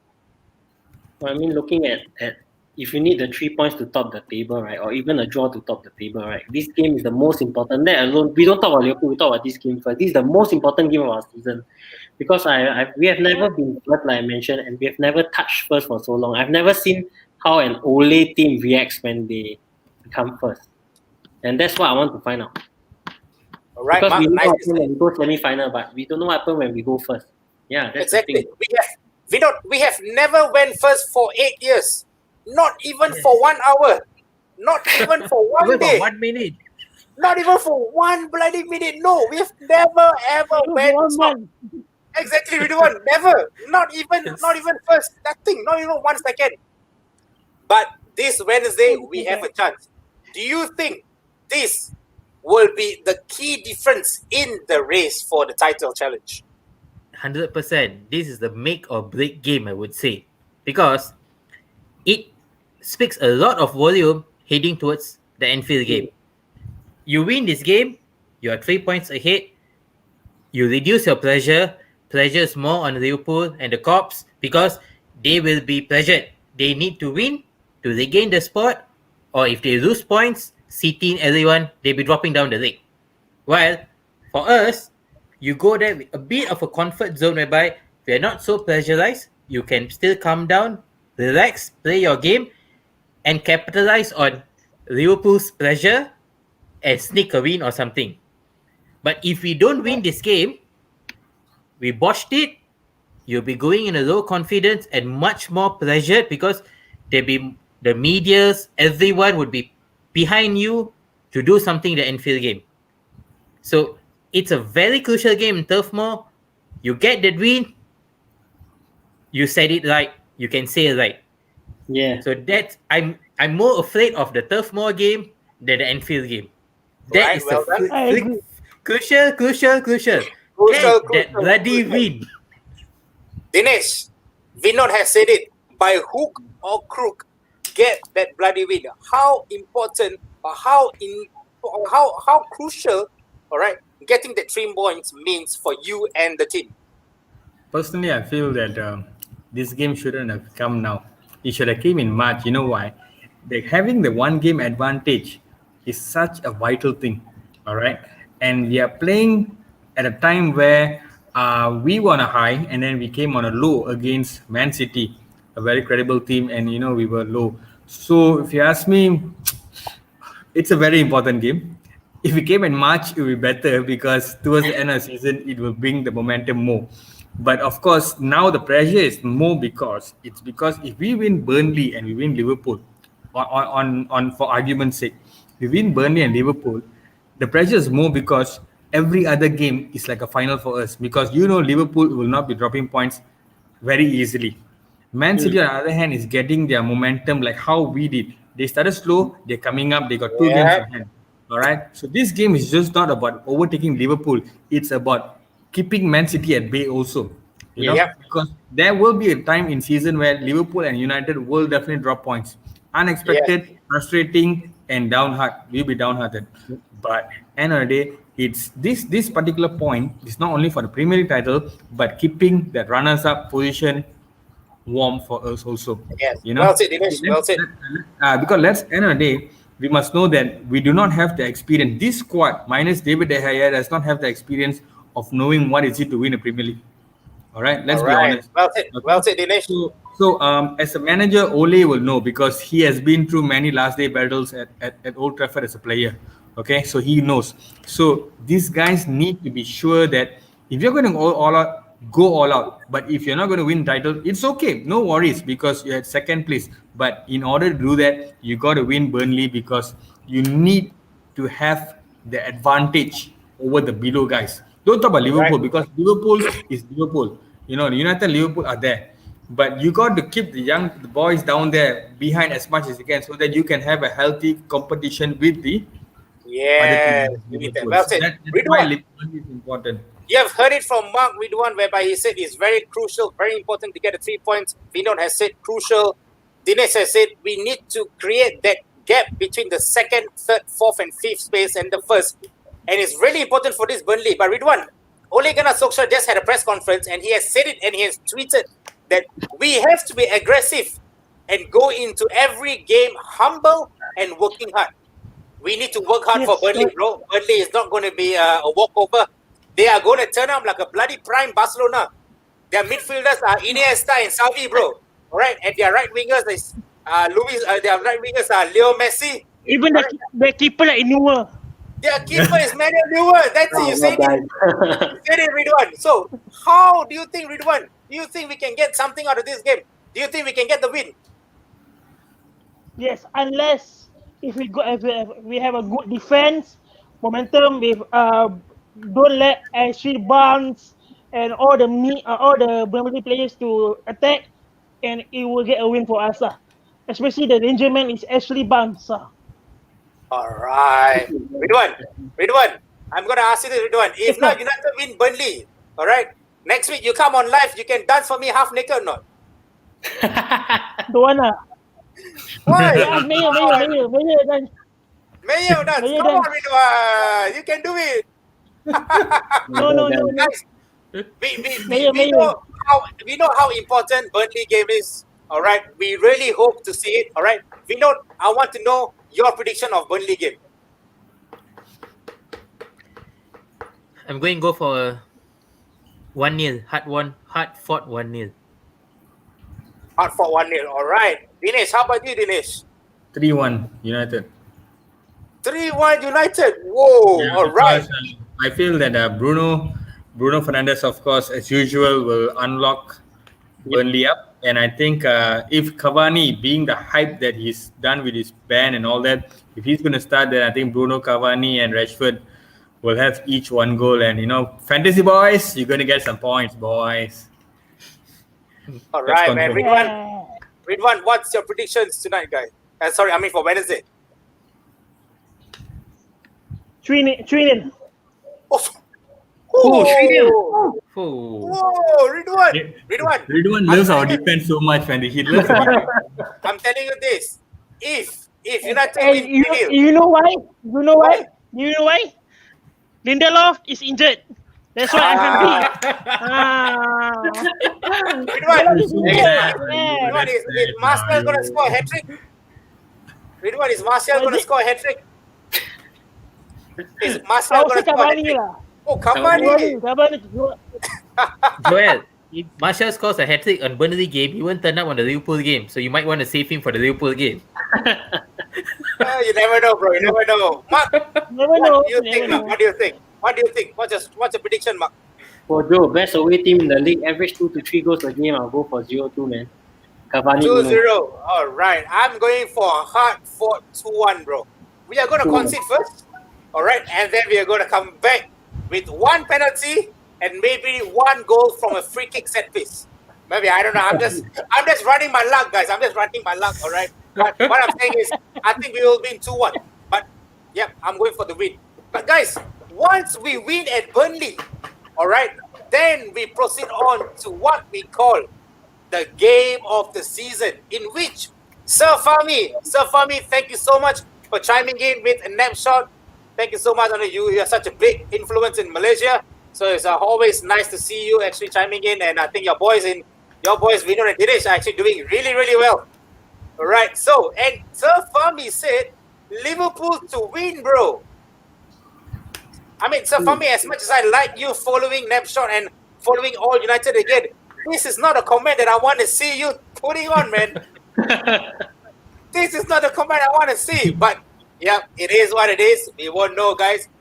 Fellas, Liverpool against United. This game is doubted as the game of the season for us.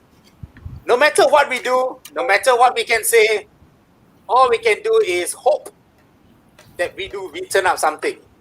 The reason why we bring up this old picture is because look at the passion on Vidic's face.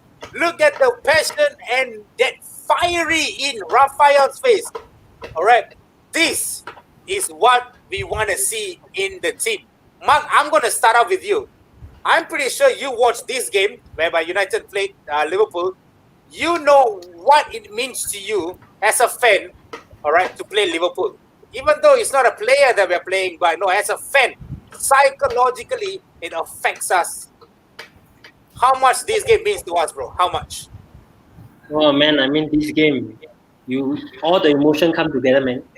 Jealousy, hatred, it gets personal, and of course, respect is the last thing that comes to mind, lah. And when we play Liverpool, right, it's make or break. When the last time, okay, we played Liverpool, we lost. Mourinho got sacked. All right, we lose this game, we can go back to aiming top four. So we don't. Do you agree or not? If we win Burnley, right, we lose to Liverpool, we will be aiming top four already. You don't? I would want to beat Liverpool. Ooh, Yeah, but look at I that. would want to beat Liverpool. if we lose, do we aim back to top four again? Is it that impactful? It's very tough. After Liverpool game, we got Fulham, right? Am I right? Fulham Yeah, Fulham. against. Man, if we lose to Liverpool, and hopefully Liverpool lose their few matches after that, and we get up, never give up, But I mean, okay, I get what you mean. But Joe, I mean, let's ask our footy talk guys. I mean, if we lose to Liverpool, right? Let's say we win Burnley, we top the table, we lose to Liverpool. Then did you feel that title aspirations should just be gone and we focus on top 3 and top 4 again? Personally, for me, I feel not at all because let's be honest. I mean, it's a game you lost. It's okay. It's all about the mentality of the players because losing against Liverpool, of course, is a big thing because that's the biggest game of the season, and of course, that's the reason this game is hyped up so much because of the rivalry and now because of the point tally. But let's be honest, that's not end of the world. It's how we bounce back. If we lose, we have to win Fulham and many more games to come. But also, let's not take it away that Liverpool has also a couple of tough games. That's against Burnley. If we think Burnley are a strong team, then Liverpool is having a tough time. And they have Spurs to play. And they already won Spurs previously. So Mourinho might give Liverpool a tough time. So let me tell you, this game is not going to define our season. Of course, in a normal circumstances, we think that we're going to go down. But let's be honest. I mean, one defeat does not define a season, So of course we want to win, but may the best team win, and I hope being the current best away team in the league, let's do one more number on Liverpool. Ooh. Okay. But trade to Interesting. win. Is this the biggest game of our season? 38 games total in a season. Bro, this is definitely the biggest game. Definitely. Right. It is the biggest game. Okay, there's two ways for you to look at it. We win Burnley, we stay top. Like how Dinesh said earlier, this boys does not have the experience or the pleasure to win the league or how to be at the top there. So it's a new thing for everyone being the top there. Just say we lose against Liverpool, there's a learning ground. Means they know the pleasure, and the next time they're kept in that position, they know how to react or how to handle it. So it's a good thing the game came early because just the way the league is going now, it's super inconsistent. You look at the position from 1 to 6, anyone can just rotate within 2 games. So as it goes on, I'm sure teams are going to drop points. They can keep the belief there. It will define the season how it goes, but it will define a better season next year. Means there be they knew a goal, how do I achieve it, and where do we hit? So it's key, don't bottle it up, just play with how they can and take the positive thing out from the game. That's all. Fair enough, man, Joe. Right. Fair enough. But guys, the thing is, we can come here, we can whine all we want, we can rant all we want, all right? But the thing is, at the end of the day, all right, despite having such passion, look at what Sena said it. The fire on, there's a Pulverization has said it. The fire on Vidić's face, but United lost 3-0 that day at Old Trafford. Yes, I remember that, guys. I remember that. Let's not forget that point, that was their bragging right, beating United. Yes. I mean, that, at the point in time, I think manager was Brendan Rodgers. And if I'm not wrong, I think Liverpool won by 2 penalties. Steven Gerrard converted it. There was the one Gerrard after scoring the goal kissed the camera, right? And they said that's the only thing he kissed this season. Yeah. I mean, the thing is, That one is 1-4. That one is 1-4. Doing that's 1-4. 2009. Yeah. Correct. That's 1-4. But this game is 3-0. Yes, we lost at Old Trafford 3-0 thanks to Gerrard's 2 penalties. Such an irony. We might actually get 2 penalties at Anfield. All right. But guys, paying back the dues. we never know which team might turn up that day. We Yeah. never know which team might turn up that day. And we don't know about the lineup as well. So we're going to play a small game. We're going to just come up with the lineup for the game. All right. So we're going to just go round the clock. And I just ask you guys which formation, which player to signal in this Liverpool game. It's a huge game. Okay. We want to line up our best. All right. Mark, I'm going to go with you, Mark. Which formation would you want to line up this game against Liverpool with the Northwest Derby? Whoa. Oh, it's tricky, man. The last time we played Liverpool was Shaw at centre back. 3-4-2. Hold on. No, we go play 4-2-3-1. 4-2-3-1. All right. Perfectly done. Okay, Vinod. We don't have any other right back. I go with 4-1-2. 1-2. Yes. Diamond. The No, diamond. not a diamond. Right. I will play a 4-2-1-2-1. That means 4-2-1-3 lah, in a way. 4-2-3-1. So I will have, yes, I will have, not 4-2-3-1. I will not play a number 10. I will Okay. play a number 4 first. First Okay. half. I mean, it might go. I will not unleash Bruno in the first half lah. I would just want to sit. I just want to sit back, control Liverpool, unleash him on the second half. That's interesting. And then, Oh, yes. guys, and then we hope for. We want to look at that. Serena Yes. said it, and then United will win 1-0 at the Yeah. 93 minutes. We will get Oh, a yeah. penalty scored by I think- using VR, and thanks to Yes. Sena, I said it. Lineup doesn't matter. United is 11 players plus ref and VAR. No, Sena, I gotta correct you. All right, we do not have just the ref. We have the entire referee department. The referee association is under the books, under the paycheck of Old Trafford, and VAR is definitely under us. So we need. So even if we Joel. get a penalty, You know why VAR came under us, right? Liverpool did not pay them well last year. They got frustrated. Liverpool We has helped them a lot. money, bro. We helped We them helped a lot. them. Yeah. They helped them. My God, you didn't appreciate. Forget it lah. I ditch you this Yeah. year lah. I find the next cash cow. Simple. But guys, okay, the thing is, before we went touch base a little bit on the lineup, okay, we have been hyping up this kind of games for far too long. We have hyped up the Manchester Derby. We have hyped up the Chelsea United game. We have even hyped up United Arsenal. But always, it turns out to be a snooze fest, like how Anwari has said it. After all that has been said and done, it will turn into an absolute snooze fest. Ridwan, do you think this game is going to be macam boring? But we have to see the lineup how's the lineup lah. This is Liverpool and United lah. If they, Alright. they put a boring player, then it will be boring lah. Interesting. All right, Vinod, we are going to go with the lineup now. Vinod, I want you to name your first 11 for Liverpool. Sorry, for United against Liverpool. 11. Wow. 11. Okay, David De Gea, okay, David. Okay, let's go 11. We have the time Okay. today, guys. Spider-Man, Bailey, Spidey on the right. All right. Maguire, Teles. Okay. I will go with Fred, McTominay, and VDB. Okay. Okay, Interesting. Rashford, Greenwood on the top, with Marshall over the flanks. That's my first 11. And Wow. Bruno and Cavani to be activated as a super sub second half itself to change the direction of the game. All right. Interesting. I just want to hear your front three again, bro. Your front three. My front three would be Marshall, Greenwood, Rashford. Ooh, interesting done. Mark, what do you think of that, Mark? Oh, that's a very interesting line, man. I mean, Ole never played the lineup before. Yes. I don't think so. It's going to come out, but you never know. You never know how Ole will actually come out. All right. Me and Mark will be here to criticize your lineup, guys. All right. Dinesh, Okay. next time. Yeah, it looks good. I think it has that balance of an attack and positive, but Greenwood keeping in form. We'll wait to see. Dinesh, your first 11, my friend. I'll go first. David De Gea in the back.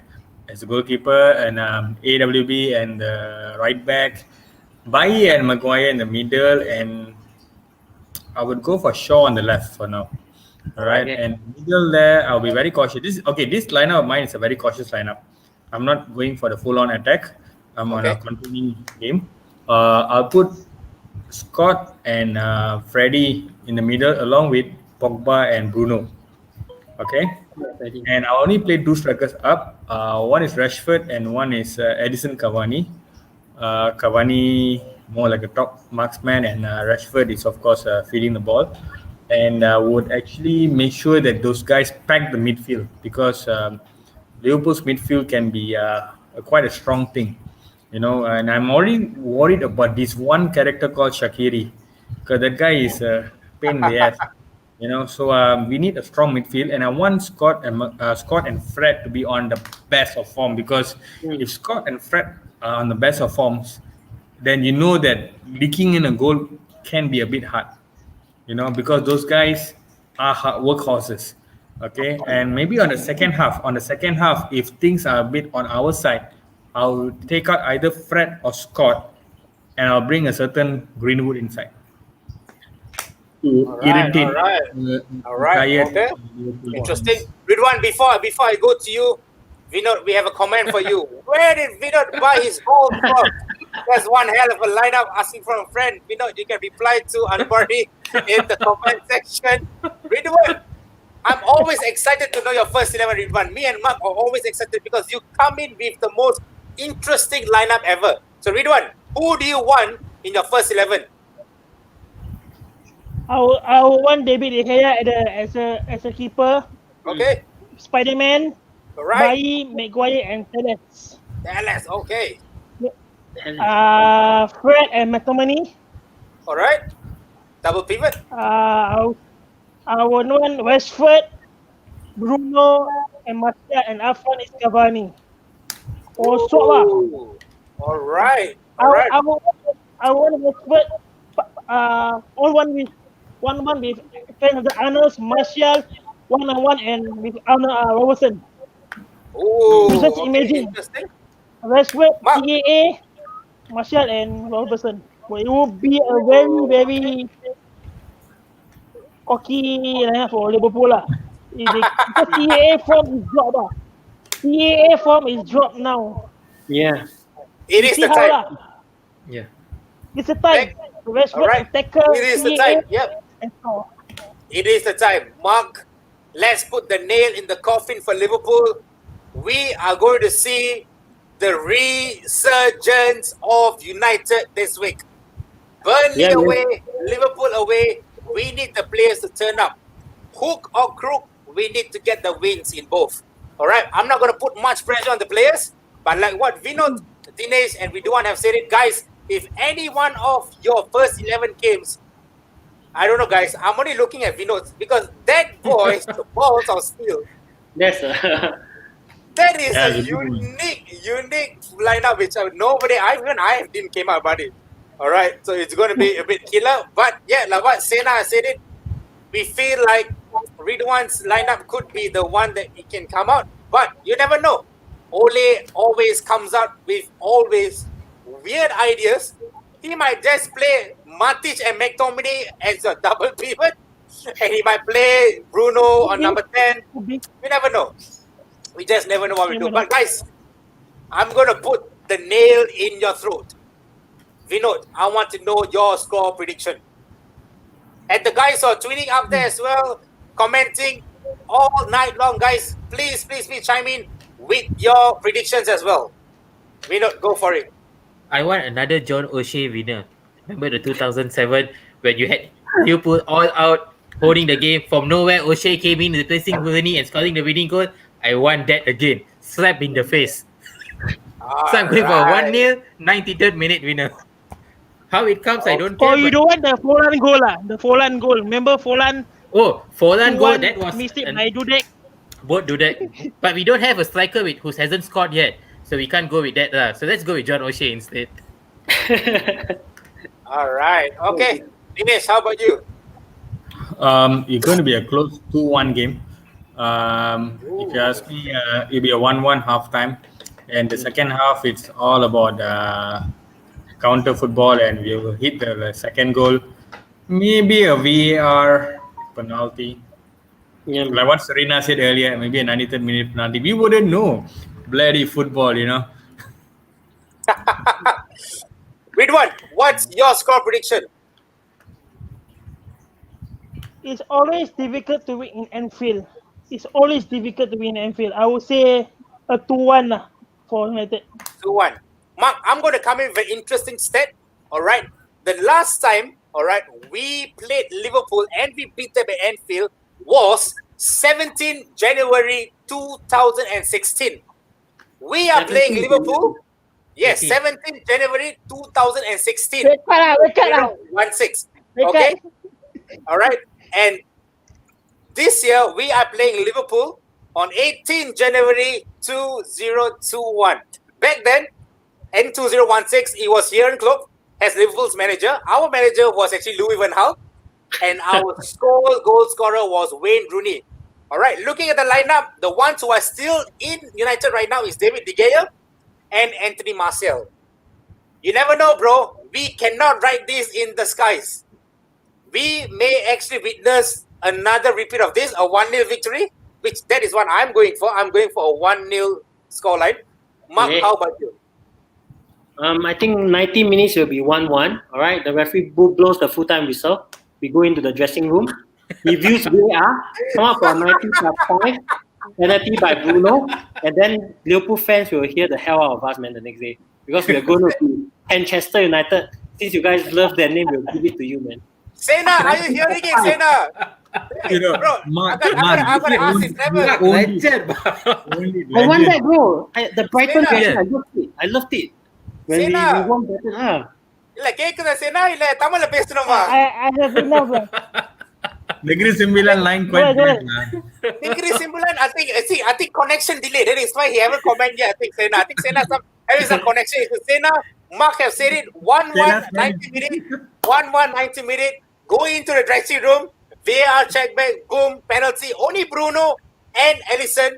And Bruno is gonna Joel, but to make it more interesting, Bruno missed the penalty, retake, and scores the second one. we take, bro. Yes. Like the Brighton game, Maguire hits the ball, can't go in, Yeah. but something like that. Yeah. Correct. Oh my god, guys. Solid work, guys. Solid. So we have said it. We don't Dinesh, Ridwan, myself and Mark have said it. We are going for a win.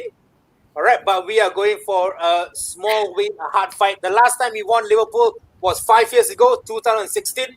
Alright, it was played on 17 January, like I said, mentioned earlier. 1-0, thanks to Wayne Rooney goal. We never know. Look at that. Tristan has said it. Penalty shootout in a league game. 1-1, 90 plus 8 minutes. Bruno retakes 5 times. My goodness, Man. guys. We just love to take a dig out of Liverpool, guys. Guys, we are done with the Northwest Derby. But before we end the show, we just want to give you something, all right?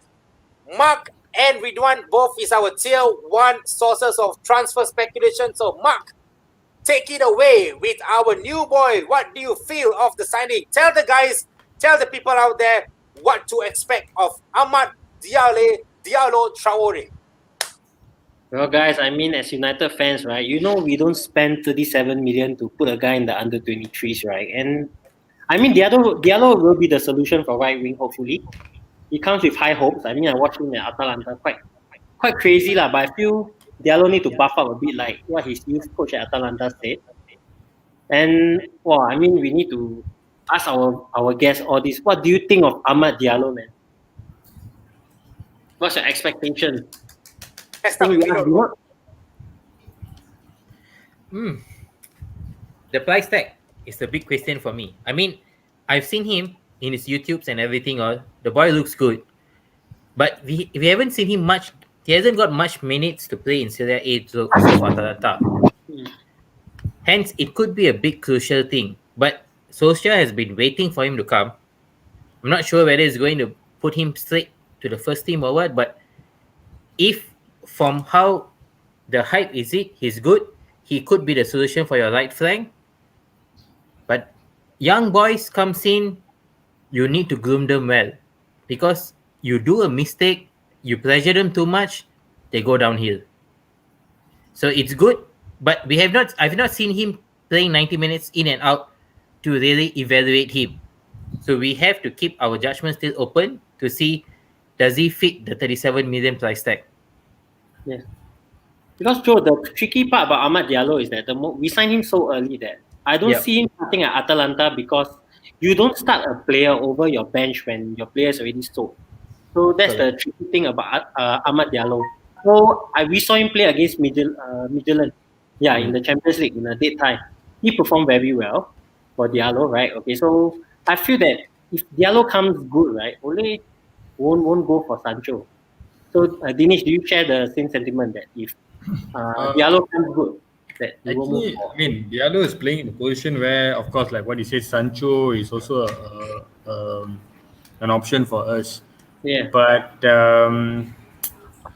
see, the thing about Diallo is I can't say good or bad because we have not seen a player. It's not a proven player of like immense quality and but the eagerness I see in Ole on getting him on board and not allowing Atalanta to take him back on loan until the season end shows that there is a reason for him to get it, and I believe that he's going in straight to the first team because if you're serious about him as a future player, you would have loaned him back to his parent club as Atalanta.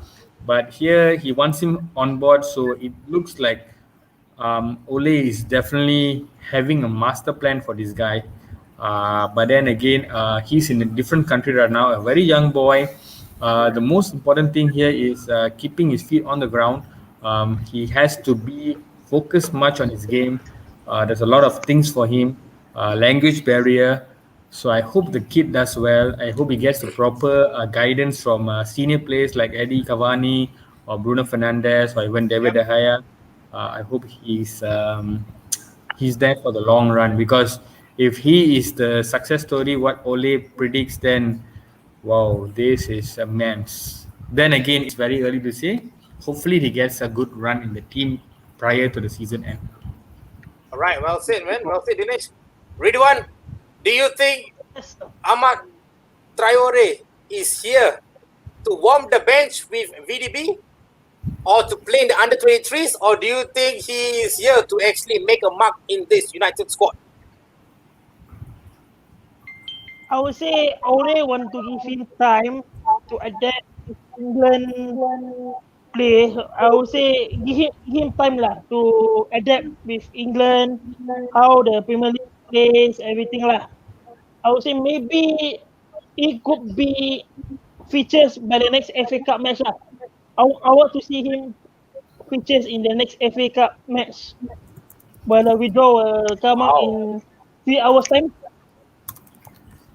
All right, okay, Mark, look at that, Mark. He wants to be, Ridwan wants Traore to be featured in the next available United game, which will be the FA Cup game. That will be much, but it will be surprising. Imagine, guys, this is just something. If I'm not wrong, actually, Ole gave Greenwood his debut at Parc des France against PSG. You never know, Ole might eventually or might do something mad and give Amad Traore a debut at Anfield. In Anfield. Remember Martial had his debut and went and scored the winner against Liverpool.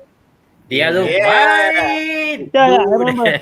It could be the start of many things, guys. It could be the start of many things, Yes. but then there's just a fan hope, guys. Mark, can you tell them what are more transfers? Are we expecting more transfers, Mark? This month? Before this show was Bayer Leverkusen close to sign Fosu Mensah, and it's known that senior sources for United that we are going to have to ship out our players before we sign players. It's because of the wage structure that we have to split the wage bill. Because we have a lot of players who are on 100k a week who are just sitting around, not playing, not even on the bench, you mentioned. So Fosu Mensah is one that's going out soon. I said that Moses Caicedo will come to United, but I was apparently wrong because after that City game, our priority was back to centre back. And looking at what we do now in January, we are not going to sign anyone. I feel that we're not going to sign anyone because Leipzig came out with a statement that they're not going to sell Upamecano in January, but in the summer. So for Upamecano in the summer, there will be a release clause, I think around 50 million, and there will be a lot of teams interested in him. 42 million. That's in pounds, right? That's in euros. So in pounds euros. is 50. Yeah. No, sorry. Yeah, That's I also received the news. Leipzig only can release Overnano if they have a crazy deal. Only a crazy deal. But I won't say so But because who will there's a be the release crazy clause. deal? So they it's not up to Leipzig now because there's a release clause. When there's a release clause, Yeah. right? Right. When the team agrees personal term with the player and they pay the release clause, right? It's done. It's just like Partey, where Atletico couldn't do anything that Arsenal took Partey from them last minute. So I think don't expect any movement. Expect more outgoing. Like looking at Lingard now, he's linked to Sheffield United and Newcastle after the Watford game, which is good. I feel we need to move a lot, especially Jones. But the problem with Jones is that he's always injured when the transfer window comes. And it's 3 years in a row already. That when the transfer window comes, Jones gets injured. I don't know how he gets injured when he don't play. He goes to the gym, he plays Rondo, in training, he goes home. So that's United transfer news in a nutshell. Nothing much. I'm quite disappointed that. Too much. Yeah, but I have high hopes for Diallo. Yeah, that summarizes our transfer window. For Jen. All right. But Yeah. Mark, just one question for Mark. Do you think United might do a last minute transfer deadline, some crazy move? Do you think United might do that? No, I don't think so. Yeah. Sorry, Mark, I think what Dinesh is saying is equivalent to what Sena is also talking. Can we expect United to do a last minute big transfer like the likes of Haaland or Sancho or maybe I don't know, someone like Upamecano coming into United? Okay, for Haaland's case, right, he has a release clause of 60 million in 2022.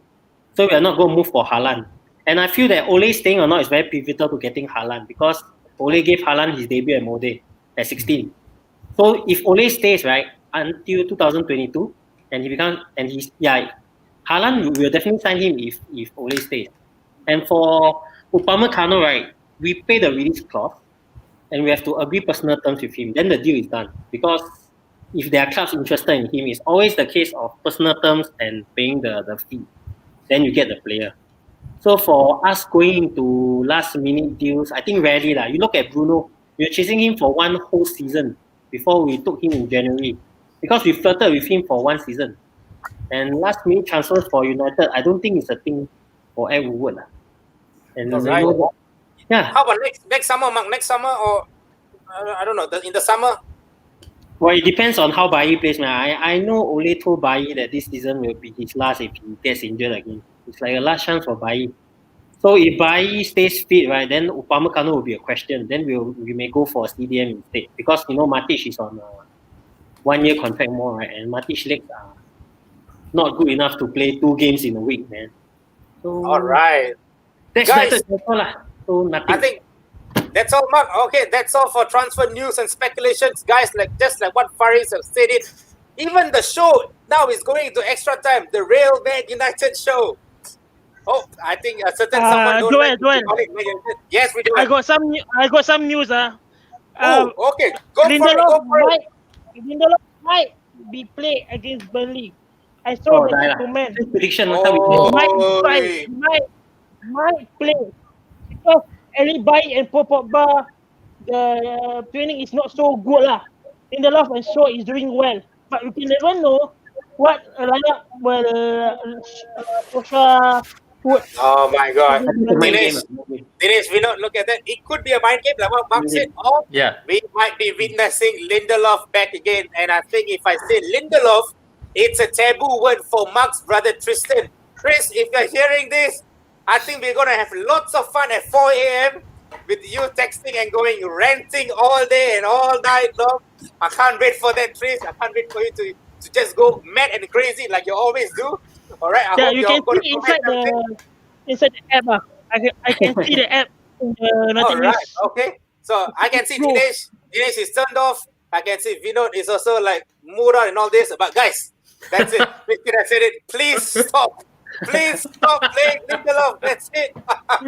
Fellas, you don't believe me? Go check in the app.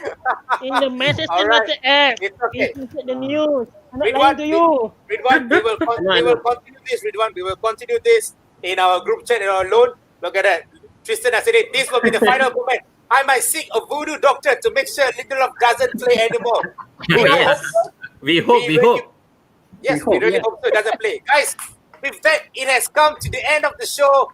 It's been an utmost pleasure on behalf of Napshot and me and Mark to actually thank Ridwan, Footy Talk, MY Fellas, Dinesh, and Vinod to actually join our show tonight. Guys, I know I promised you all it's only going to be 90 minutes, so my humble apologies that I've actually extended it to 30 minutes. But like what Farid said, It's okay. It's fun. It was fun. it's actually fun. Fun. You guys Totally made it fun, guys. You guys made it fun. And Anwari, Lucky Joe said you'll never know. Thought he was changing alliance. No, my friend. If there's one thing I want to say before I end the show to all the audience watching and to the guests out there, never, ever write the devil off. All right? We will be back and hopefully we have a great week this week with positive results coming up. All right? And fellas out there watching it, please, please, please don't forget to tune in to Code Red on Wednesday and the Big Focus on Thursday. It's happening at 9 p.m. in both shows. So catch Faris and Mayor and Code Red and my boy, the founder of Napshot on the Big Focus is going to be there. So guys, with that said, it's going to be one hell of a week for United.